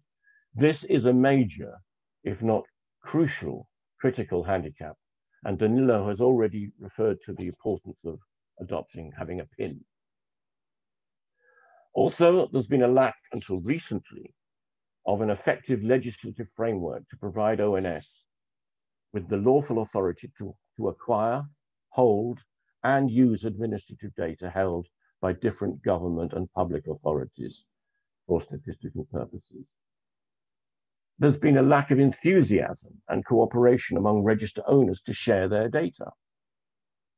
There are public concerns about data protection, privacy, and the confidentiality of personal information being used for the purposes other than those for which it was originally collected. Now, attitudes to a population register and ID cards in the UK have barely changed since 1951. And finally, there have been user concerns about the quality of the resulting output. In particular, the comparability with results from previous censuses. Now, following reviews of the viability of alternative data sources in the wake of both the 2001 and the 2011 censuses, users were generally still of the opinion that the traditional census remained the most authoritative and accurate source of socio-demographic information for a wide range of uses in the UK. Nevertheless, the momentum behind the increasing push towards maximizing the use of administrative data is irresistible. And the design for the 2021 census, though still essentially traditional approach, increasingly relies on administrative data sources, both in the public and private sector, to support several aspects of the census operation. In summary, ONS is planning to use administrative data in the following ways. To improve the quality of the address frame. Now, this is done by drawing on more data sources than were available in 2011. Those of you who attended the second webinar on the 11th of November may recall my presentation on address registers, when I noted that the UK is using other administrative data sources to improve and enhance the quality and coverage of the address register. For example, attributes of different administrative data may indicate that an address is, for example, a care home, or a student hall of residence, or a military base, or a prison, or a traveler site, or a caravan park, or a religious institution, or a houseboat, or is just vacant, all of which present particular problems in the census. Of course, the census address frame itself is vital both for designing the enumeration areas for the data collection phase and for controlling the mail out of instructions to all households on how and when to complete their census questionnaires online, and for the following follow-up of non-responses. The design of the statistical areas that are used as the geographic base for the dissemination of outputs also depends heavily on the address register. In the UK, for example, these statistical areas are built up from aggregations of postcodes rather than of enumeration areas. A further use is to predict how and when people are likely to respond, so as to ensure that sufficient resources are available in the right place to provide help to those who need it. In previous censuses, ONS has developed a hard-to-enumerate index to which each enumeration area is assigned a value from 1 to 5, based on the data obtained from and the difficulties experienced in the previous census, using characteristics such as the proportion of the population in the areas who do not speak English, or the extent of multi-occupied housing. Much more up-to-date information on these characteristics which may indicate the level of internet response that may be expected, can now be obtained from administrative data. For example, the level of broadband coverage in a particular area. Administrative data will also be used to impute the date of birth, where this is missing from the questionnaire, and the presence of missing households. Register-based data will support the planning of statistical contingencies in the event of lower than expected response rates. Teams of follow-up enumerators will initially only be deployed in those areas where a high level of non-response can be expected. But it is important that a high response is achieved not only in the census itself, but also to the post-enumeration survey, which is carried out in a sample of enumeration areas, and which is the main means of assessing coverage through the dual estimation methodology. Administrative data will also enable ONS to produce what it's called integrated outputs by combining census and administrative data. For example, by using valuation office agency data on number of rooms instead of collecting this information on the census questionnaire, and by using data on personal income held by the Department for Work and Pensions and Her Majesty's Revenue and Customs. Now, this will meet user needs for small area income statistics. Now, this approach, in effect, is the first steps towards adopting a combined census approach, since we are collecting the data from a register rather than including it on the census questionnaire. And finally, the administrative data will help to quality assure the census results by comparing data received from the census questionnaires with data of similar characteristics from administrative registers. In fact, at one stage in the early planning of the census, ONS considered carrying out two censuses at the same time. One, the conventional one, using questionnaires, and also for a number of topics, a register-based census, and then comparing the results of the two to see how viable the registers were as the basis for future censuses. However, this plan was not carried through because of the increased costs involved. So, what will the future census look like?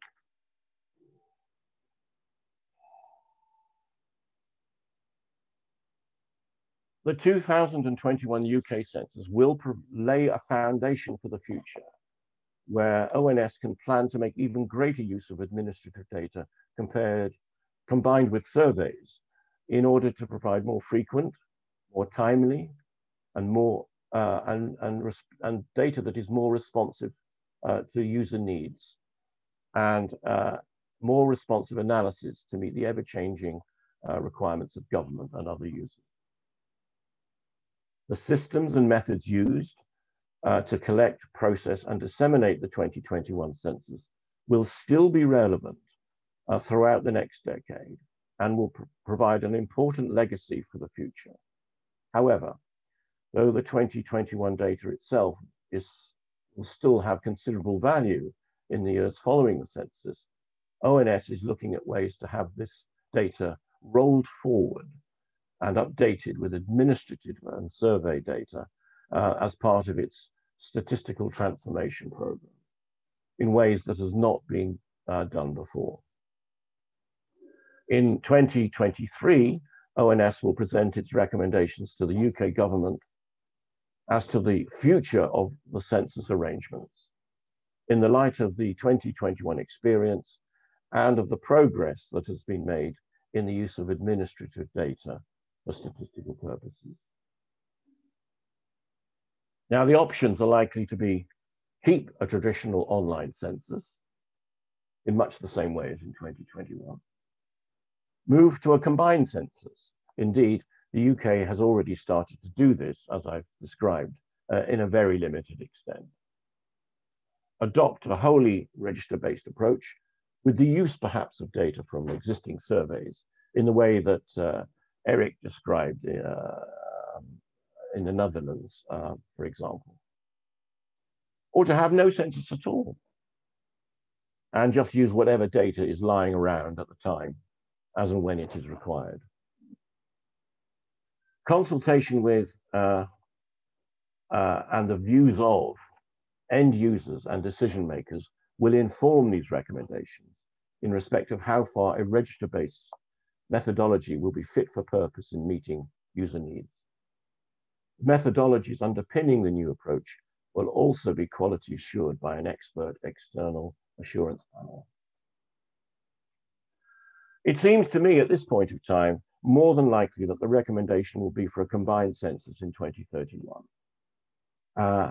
That will still retain a significant element of the traditional census adopted in 2021, together with a greater use of information derived from administrative registers, thereby reducing the need for lengthy self-completion questionnaires. However, if you'd like to hear my own more futuristic thoughts on what the census may look like in the longer term, please come and see my presentation at the conference on the 9th of December. In the meantime, thank you very much.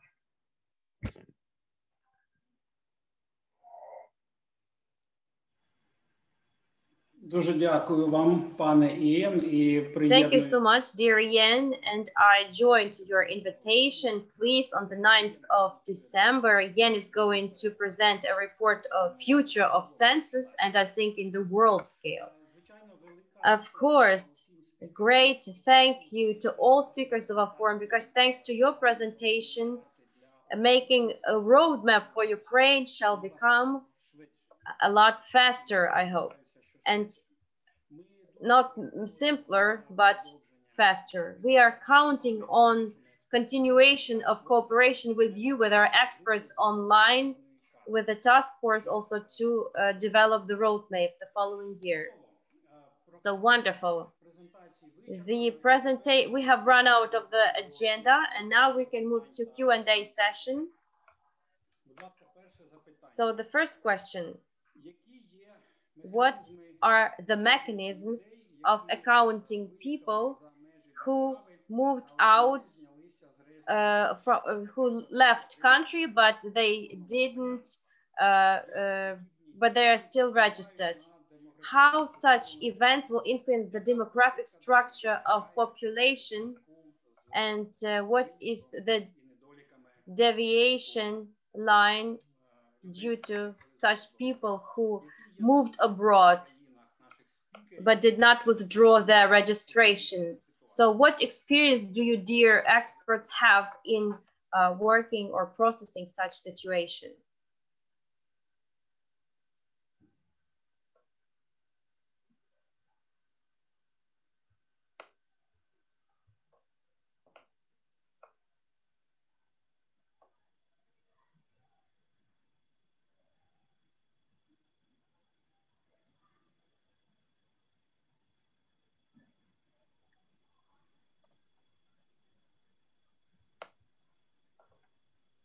I can't really answer that, Oleg, because we don't have the registers.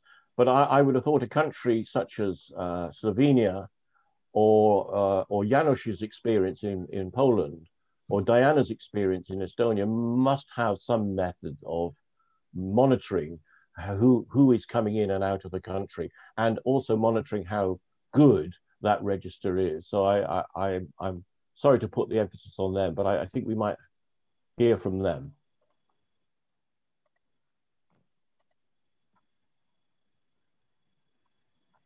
Janusz speaking. Yes, in Poland we have some regulation concerning movement of people abroad. It is obligation to register such situation, but life is life. Some people moving abroad and don't register this situation in our population register, official population register. And talking about moving abroad for a longer time than 12 months. So in the case of census, it was a reason that we still keep keeping combined census. It means that some information we collecting by taxi method. I mean, mainly by internet. And this is a chance to collect such information about people abroad, because internet is international, let's say, and it is possible that some citizens which are not permanently living abroad, can answer for some information about their current address. We asking in our questionnaire about what is a current address, and usual and other questions about usual residence. So we can catch this situation, and also we allow a proxy method. It means that some people living in a country can say something about people moved abroad without registration, but officially it means that they still in our country. And the question is also about a place of living of another people living in the flat. So, but it is not 100% of completeness, and migration is the most of difficult theme of the census, not only census but also annual surveys. So it is some kind of problematic issue. Thank you. Finally, we have to estimate.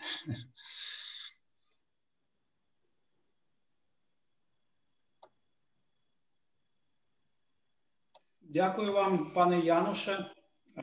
Може, інші колеги бажають додати щось? Thank you, dear Janusz. Do other colleagues want to add something?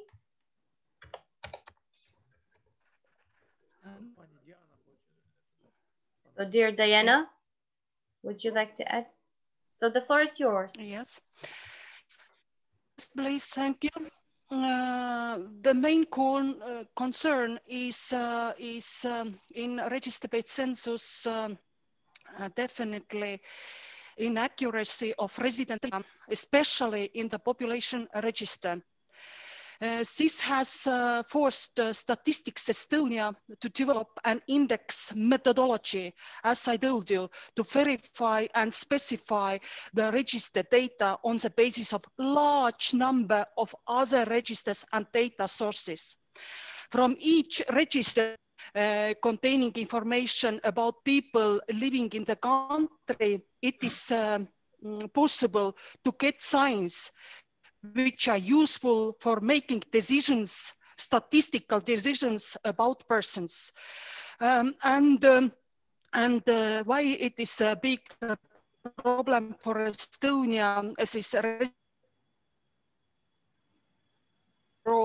in Latvia, in Lithuania, very many people are coming to Estonia to work, but do not register their permission in Estonia, or they have another kind of problems. So this kind of signs of life method, we do index-based methodology, because if you don't know where the person is, you should to solve problem where to put him to live in statistical register. That means that you have to develop not only signs of life for residency, but signs for location, probability of location for these people, and even probability or signs of life of partnership to fix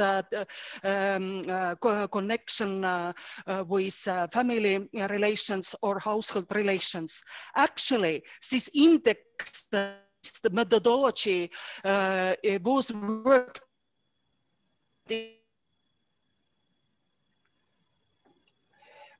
purpose. It is very simple one.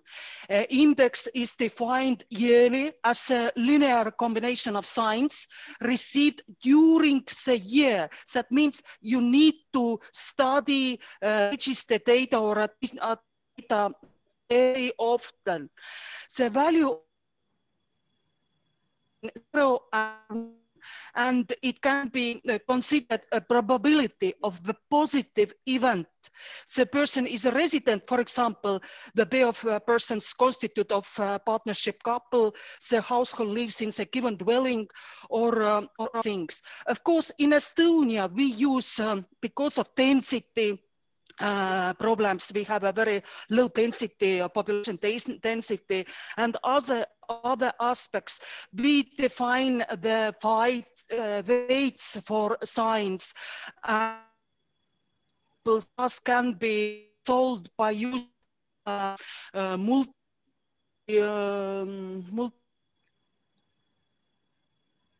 sample regression or discrimination analysis or machine learning procedures if there exists a good reliable training samples. And after defining the results, it allows to make a decision for statisticians to calculate and indicate who are the people probably assumed in the reference day of census living in country and who are not. We get this index and tested during I can say that there is available even a report about this study in English, and if there is an interest, I can share with this material. Actually, it is a way to solve this problem. Another way is to provide some kind of campaign at state level to ask people to be registered or to correct data in registers, if it is possible. In Estonia, it is possible, but I don't aware whether it is possible in Ukraine, because you just begin this work towards using register or data for different purposes. So it was done in Estonia, and I know that it is used in Italy, in Latvia, and in Spain. This science of life method says that Eurostat will provide technical guides at the beginning of the next year to help countries to use this method to overcome this biggest problem and challenge in register-based census. Thank you. Дякую, пані Діано. Thank you, dear Diana. It's too bad that we do not have a powerful connection channel.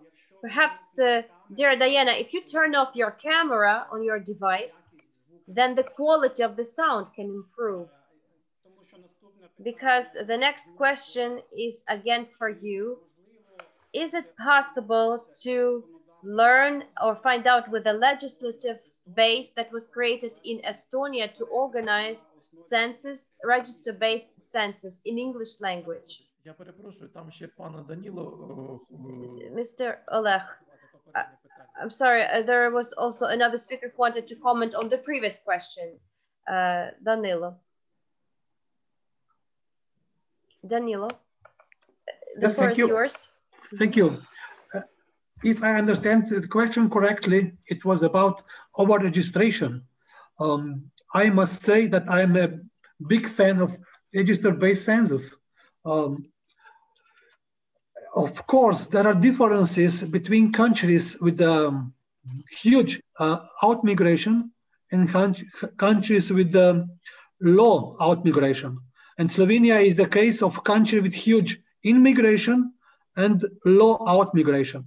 Of course, as I already said, we are facing with problem with our registration.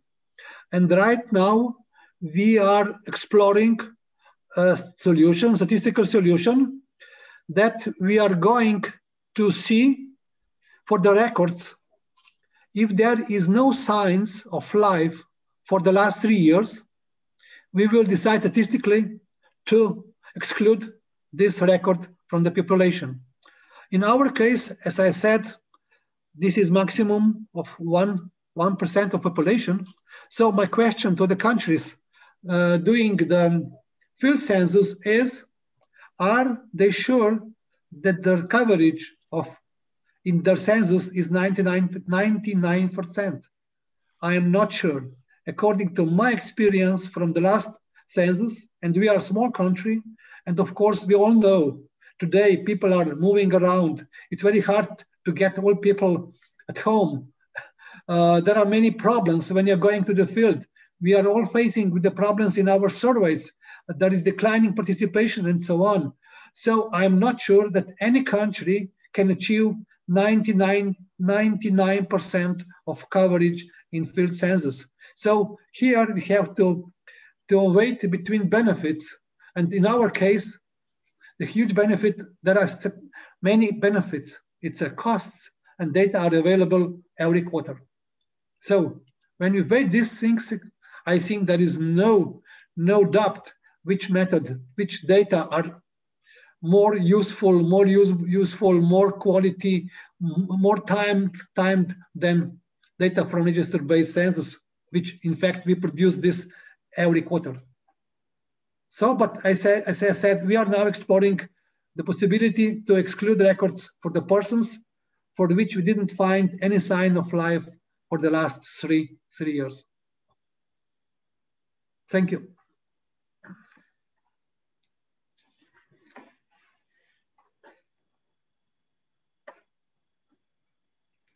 Дякую, пане Данило. Може ще Thanks хтось? so much, Danilo. Maybe other experts want to add anything? Igor, please. Я також хочу Thank you so прокоментувати. much. I would also like to comment on that.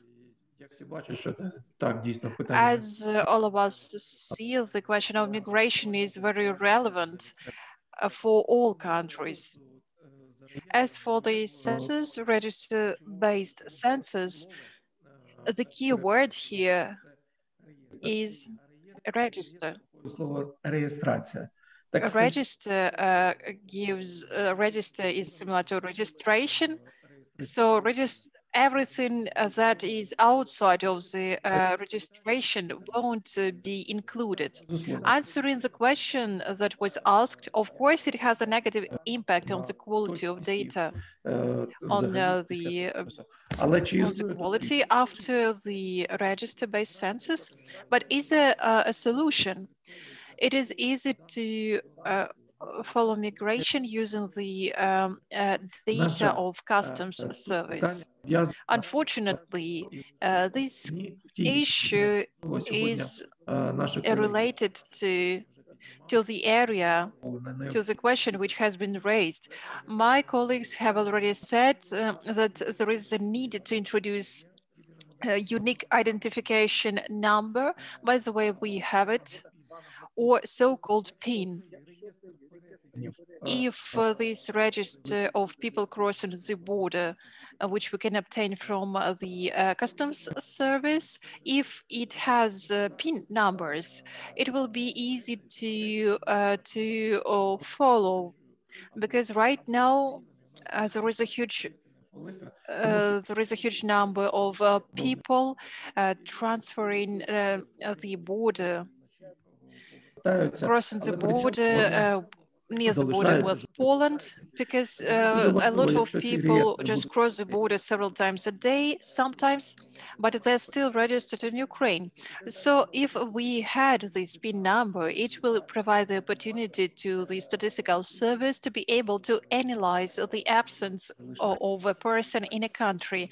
So it will be easy to understand whether a person still lives in a country, or maybe this person works abroad for 3 months and he or she needs to be re-registered. Thank you. Thank you so much, Igor. But here, of course, if Ukraine ever joins the Schengen agreement, Schengen area, we will have to find other ways to control trans-border migration. Taking back to the question to Diana, let me remind you, will it be possible to get acquainted with the legal framework in English, which was created or amended in Estonia within the process to transfer to register-based census?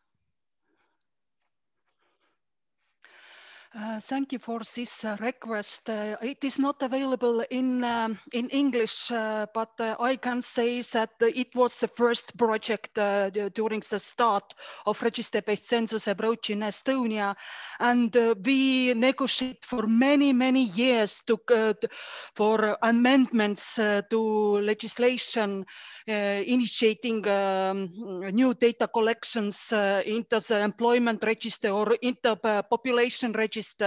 It is essential, and if it is possible, I will give you as much as I can rebuild these memories. But I would like to say that our Estonian Statistics Act is available in English, and as well theory of Government of Estonia in 2016 number 311.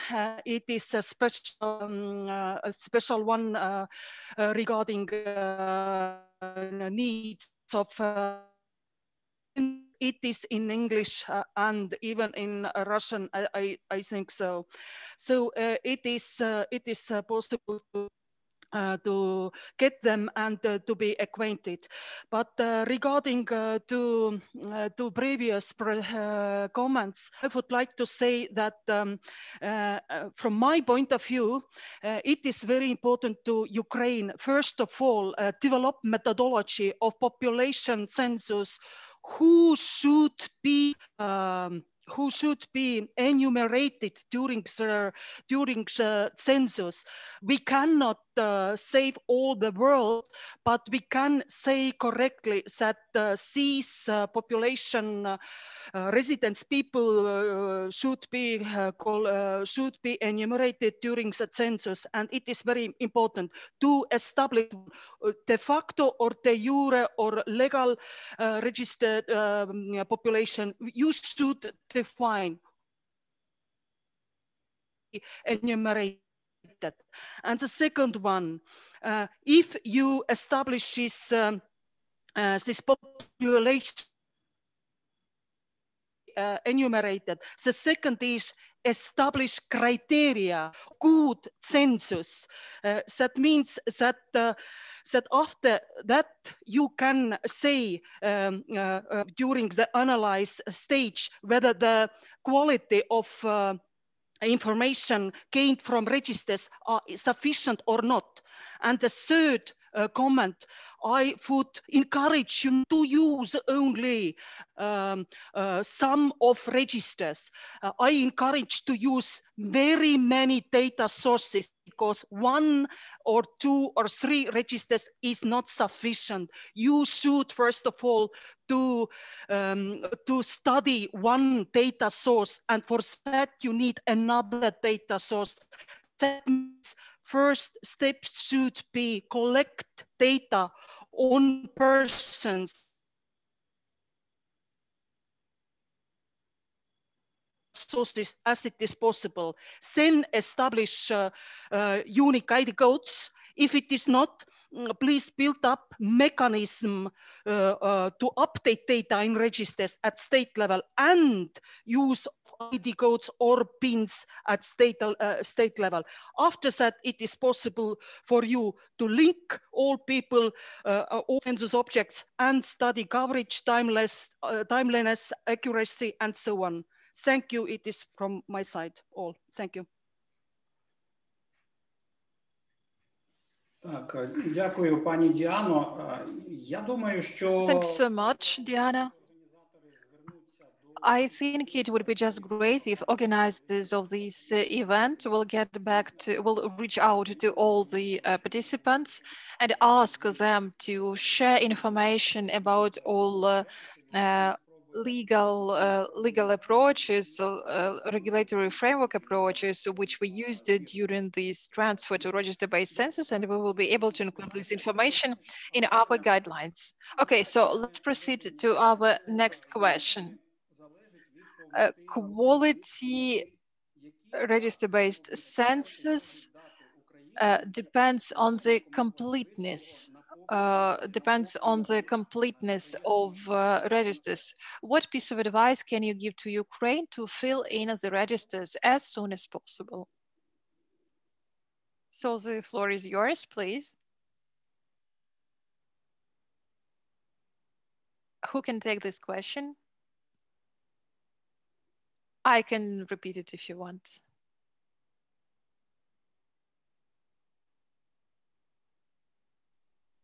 Yes, please, if you can repeat that, Oli.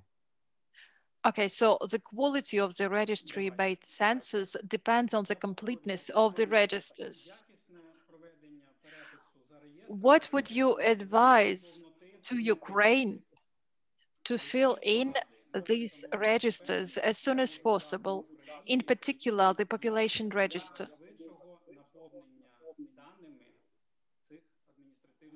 So the question regarding the completeness of the registers. Well, if I can just note something, just pick up something that Diana just said. She advised, and it's very good advice, that when you create your population register, which is going to be the basis of your census, of course, you must use other registers as well to make sure that they're complete. This is to make sure that no one's missing, and also to make sure that you don't get any double counting people that shouldn't be on the register. So you can get missing people who are not on the population register but are on some other registers. And if there are signs of life, then you want to include them. And if there are no signs of life, then you might want to delete them. The point I took from this question is, advice for keeping it up to date, complete them as soon as possible. Now, this raises another issue in that if you want your population register to be the basis of your statistical outputs, then clearly they have to be up to date. And all the data from all your registers, in fact, should relate to the same period of time. This, I think, is a point that's been made in previous presentations, that it is important that all your registers, if you're using many, refer to the same point of time. But I think what the response that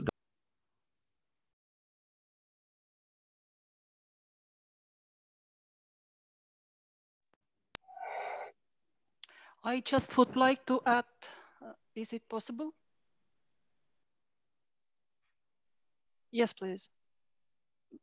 I would like to say, if the quality of output does not meet international requirements, Ukrainian requirements, and not users' need, that means that variables cannot be calculated on the basis of registers due to poor quality. Average of quality of some variables do not meet the requirements. There should be another option for census will be implemented. Register-based census is not must. It is just option to go on. And it is very important to have a goal. What do you really would like to provide for your data users? And knowing answer on that, you can decide what to do or what to not. If you, I would recommend, if you see that there is some kind of shortcomings in variable just start the project. If it is not sufficient quality, for example, for demographic variables, please start negotiation with population register owners at state level decision makers, and let them to help you to find solution how to improve situation at state level or at regional level, because alone you cannot do nothing. And if you have poor quality for some reasons, you cannot deny it. You should provide another option for census, as you are responsible for the quality of statistical output. Thank you. May I add something, Janusz speaking? I think that there are not a very simple prescription how to manage such situation. It is a process, a long lasting process of moving toward register-based census. And it is impossible to switch one day to such a situation that we start register-based census, especially in the big countries. There are several other issues out of management of central offices. So I think that regarding this approach, we should looking for good enough sources. I mean that because this is a process. So if we want to replace some variables which we derive from survey and replace by data coming from registers, we should check that this data are good enough. And it is a step-by-step, very long process, and depend on the, let's say, maturity of administrative system in a country. And also depend on maturity of statistical system, and also depend on good cooperation with register owners, because both sides should understand that data in a register not only for administrative purposes, but also could be suitable by statistics. And it is a platform for better understanding for both sides, I mean administrative owners and of register and statistics. It is also a legislative issue, because it should be stable on the law. So of course, if we're thinking about using registers, we have to consider that this data good enough for us, and also, for example, fulfill some quality factors. The main, I think, it is coverage of population and existence of personal identification number and consistency of data. For example, we have 40, let's say, register, and some of them, as Danilo mentioned, it, sometimes it is 8-10 sources with the same variable, but with different value of this variable. What we have to do? What is the best? It is a lot of issues and consideration regarding which register is better for such purpose, or such statistics.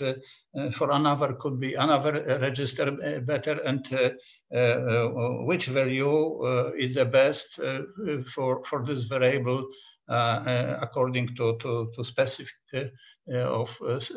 specific of this domain or team. So it's a lot of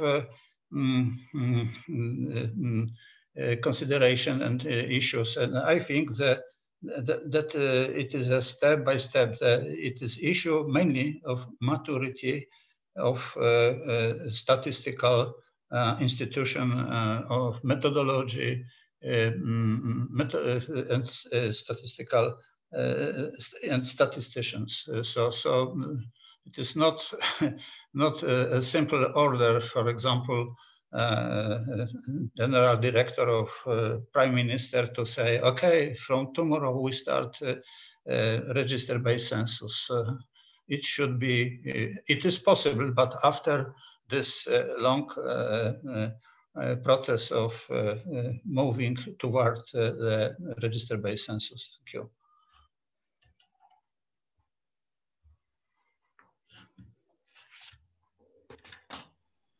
Так, колеги, дякую за відповіді. Thank you, dear colleagues, for your answers, for your replies.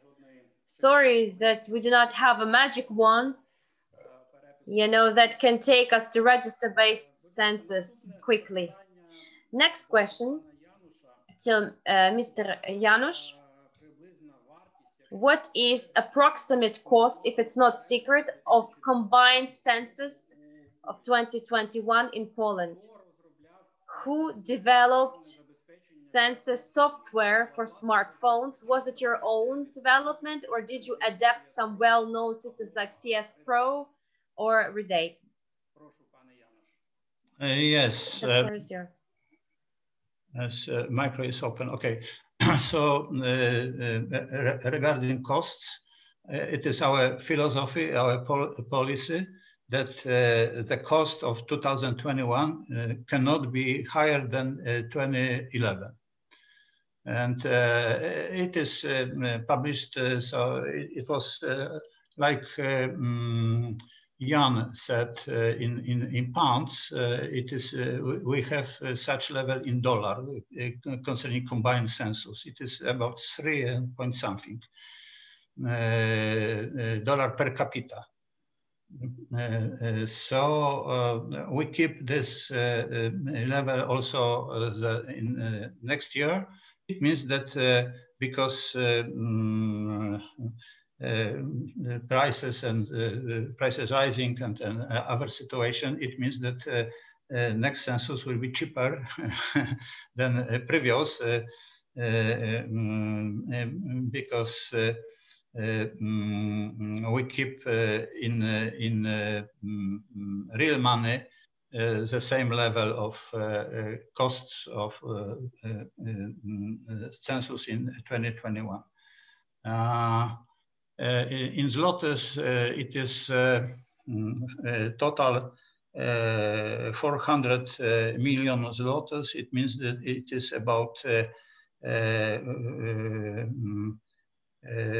for $100 million for whole country. It is a budget for census. As I said, per capita, it is same level as in 2011. So I think that it is possible. And of course, I agree with Jan that next step, I mean, register-based census should be cheaper, below $0.50 per capita, something like this. So as I mentioned in my presentation, we saved about 50 million euro. If we compare last combined census in 2011-2002, which was fully traditional with paper and a huge amount of enumerators. Regarding this application for our handheld devices. It is own developing by our staff, IT staff. We have a special unit, IT unit. This is quite big unit because it is about 200 people, which we have in IT unit to support all activities concerning telecommunication and IT solution. So one of this team is now developing and providing application for handheld devices for smartphones. As I said, it is very important that we don't use tablets, but we use a smartphone, because it is very easy to change strategy of data collection for copy method. If we cannot send people to field because COVID pandemic, so we ask them to stay at home and using this smartphone call to such and such addresses, because according to our law, statistics can have telephone numbers for all population. So it is a special act that statistics can have telephone numbers for all population. So it means that we try to find these people by phone. It is a very cheap method of data collection before we send people to field, because it is most costly. Thank you. Дуже дякую вам. Thank you so much, dear Janusz. Does anybody else want to add to his reply? Okay, then thank you. Next question to Danilo. And I think that other experts can join answering. How was the interaction organized between different state bodies and institutions for transition or during transition to register-based census? Which institutional mechanisms of interaction were established or used? And if any public organizations have joined to the process of census at the end? Thank you. As I think already mentioned, the census is just, what to say, the final stage of the system. All the elements of the system have been established in advance. We have a long tradition working with administrative data, and we have agreement with every data provider. Agreement is signed between heads of the bodies, and of course the most important element here is technical specification of each database. So we receive all data regularly without any problems for maybe for 10 years, 15 years. So in fact, there was nothing new in this process, because everything has been already prepared and integrated in the statistical system. So we are very transparent. We have a special intranet website where all agreements are available for all people, for all persons, for all workers, for all employees of the statistical office. So everybody can see which data are available and which topics are available in some specific database. So from this point of view, nothing special. Regarding the public involvement in the statistical production, no, there was no public involvement, because statistical office is totally independent in deciding for the methodology and data sources that will be used. So there was, of course, no intervention from anybody, from any, even governmental sector, even the public sector, even business sector, no, because we are totally independent, and the product that it is now available for them, for the users, is in fact statistical product, and under statistical legislation. So nobody even think about that should do some impact in, for example, on methodology or in topic of the census. So that's. But of course, as I already said, before we go for the register-based census, we have discussion with main data users about disadvantages of census, meaning there will not be any more data on ethnicity, no more data on such topics like which are collected normally in surveys. So as I think already Diana said, for such things, there are statistical surveys, because we don't need to know for each individual, for example, the ethnicity, religion, and so on, because this is not the purpose of statistics. Thank you. Can I just add something to what Danilo just said? I'm going to take issue with him on the fact that the public does not need to be consulted. I think in many countries, the public does need to be consulted when you're moving to a register-based census, because there are a lot of public concerns about the use of their data for a purpose for which it was not originally collected.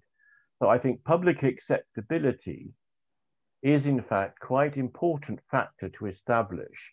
Now, you can only judge public acceptability by going to the public and asking them what they need. Yes, it's true what Danilo said, you do need a legislative framework, but I think that legislative framework must take account of public opinion. So although users will express their need for what data they want, I think when you're establishing a register system or a census, I think it is important that you ask the public, what do you think of this? For example, in my presentation, I noted that the establishment of a population register in the UK has always been difficult because of public opinion. Public opinion does not like it, and the government has not been very persuaded to adopt a register because of public opinion.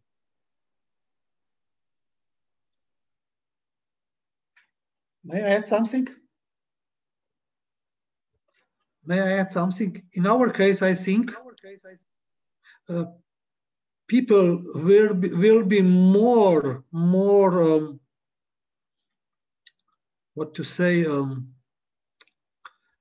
people will not going to answer the questions for the census if we go to do this by fields, because in Slovenia all they are used that the data are available in registers. So we don't have any complaint from any side in preparing register-based census that will aware us about the possibility of misuse of their data, because at the end, of course, we have very secure environment, and only few people in our office has access to the final statistical database from every survey, not just for the census. So I think that we establish very good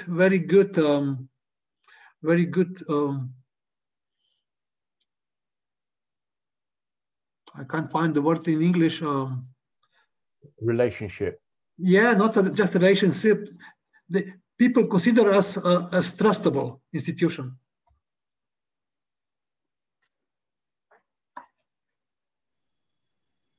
Так, дякую, колеги. Можливо, Thanks so much, dear colleagues. Maybe Igor can comment on the vision of the state statistics of Ukraine. How do you see your relationship with the population in relation to register-based census? Well, yes, of course, I can comment on that. Well, it's a bit complicated when we are talking about widening of the questionnaire for census, because the state statistics of Ukraine tries to be in dialogue with the population. We have a public council at our state statistics office, so we carry out consultations with the population related to the new legislation, related to new changes to the legislation. As for the new census, we are ready to cooperate with the public, with the population. But we always need to remember that there are a lot of stakeholders who wanted to include a particular question to the questionnaire. But when we have a very big questionnaire, it's not good as well. Because in the end, it has a negative impact on the census, because people don't always want to answer all the questions. That is why our switch to the register-based census will help us decrease the number of questions to 17, for example, as Janusz said. Thanks to using registers, they managed in Poland to decrease the number of questions. As for the second question, I would like to say that this questionnaire is usually approved. In the case of Ukraine, it is approved by the State Commissioner of Human Rights, and a person who is responsible for cooperation with the European Court of Human Rights. So they also care for not getting too much information which is outside of the law of Ukraine on population census, because program of population census is strictly defined by the law, and there are some of the we can only widen this list of information which can be collected only by the decision of the Verkhovna Rada, of the Parliament of Ukraine. So of course consultations with the population, with the public are very important, but we need to take into account those aspects that I have told you about before. Thanks a lot, Igor, for your answer, for your comment. Unfortunately, we are running out of time, so we can take the last couple of questions. So, how consistent is the methodology for using census registers between the UN and Eurostat? Why the round of census were defined differently? In UN, the data ends by zero, in Eurostat by 1. For example, there is a difference between the UN 2020 and Eurostat 2021. Can anyone answer this question? Thank you. So the question is about the consistency of the methodology for using census registers between the UN and Eurostat. Well, if I can just add a comment here, although I think Fiona may want to come in on this one. The UN just say in their World Census Program that a census must be carried out between 2015 and 2025. I think those are the years. It has to be carried out within a 10-year period. So it doesn't specify a year. It just says it must be carried out over a 10-year period. The EU does require a single reference date, and that's because for the EU, they would like all the census data that they get in to refer to a single reference time, in much the same way that a national census will want all its registers referring to the reference date. So I don't think there's any inconsistency with what the UN recommend. Remember, the UN are recommending, not requiring. I don't think there's an inconsistency between the UN recommendations and the EU requirements. I think that is clear. Fiona's much more in tune with UNECE and EU stuff, so she might be able to confirm that.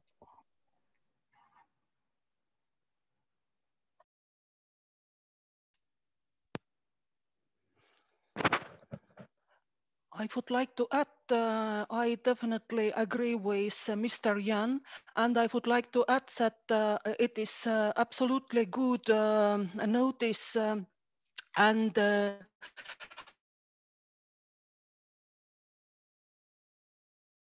for to improve data quality. For now, we have established a reference day during 1 year, 2021, for member states, but in the future, we would like to have a reference day very close to each other among member states. So that means there are a lot of to do to improve consistency between data sets. Thank you.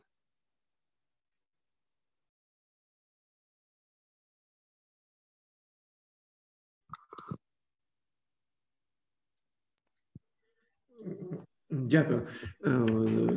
Якщо дозволите, я також хочу прокоментувати. I would also like to comment on that. Well, I don't see any inconsistency between these registers. I have with me recommendations of the European Conference on Statistics on census for 2021. So I don't see any inconsistency, and I do support Ian. He said that these two recommendations are more consistent than not. Of course, all the countries strive to carry out censuses closer to this first reference date, but in any case, I don't see any inconsistency. Thank you. Thank you, dear colleagues. I would like to clarify that what UN calls rounds using decades of the censuses, this is just their way of doing that. They take into account all the next round starts in 2025, and it is related to the round which includes 2025 and 2030. And my second thought is that the register systems is working well, working efficiently, then the frequency of collecting data can be different. You can collect data every 6 months, every year. Everything depends on the requirements, on the needs of the users. So thank you. Maybe you have other comments to add, dear colleagues.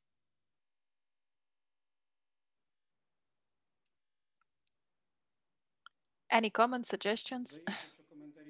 Well, it seems to me that there are no comments as far as I see. So I would like to sincerely thank all the panelists today of our current webinar and of the previous webinar. I would like to thank company Arena Conference Service for organization of this conference. I would like to thank our interpreters. So we are wrapping up our webinar today, but please stay here right now. We will turn off our camera and formally our webinar will end, but I will ask about 10 minutes of your time. And please write in the chat or in the comments of our broadcast on Facebook.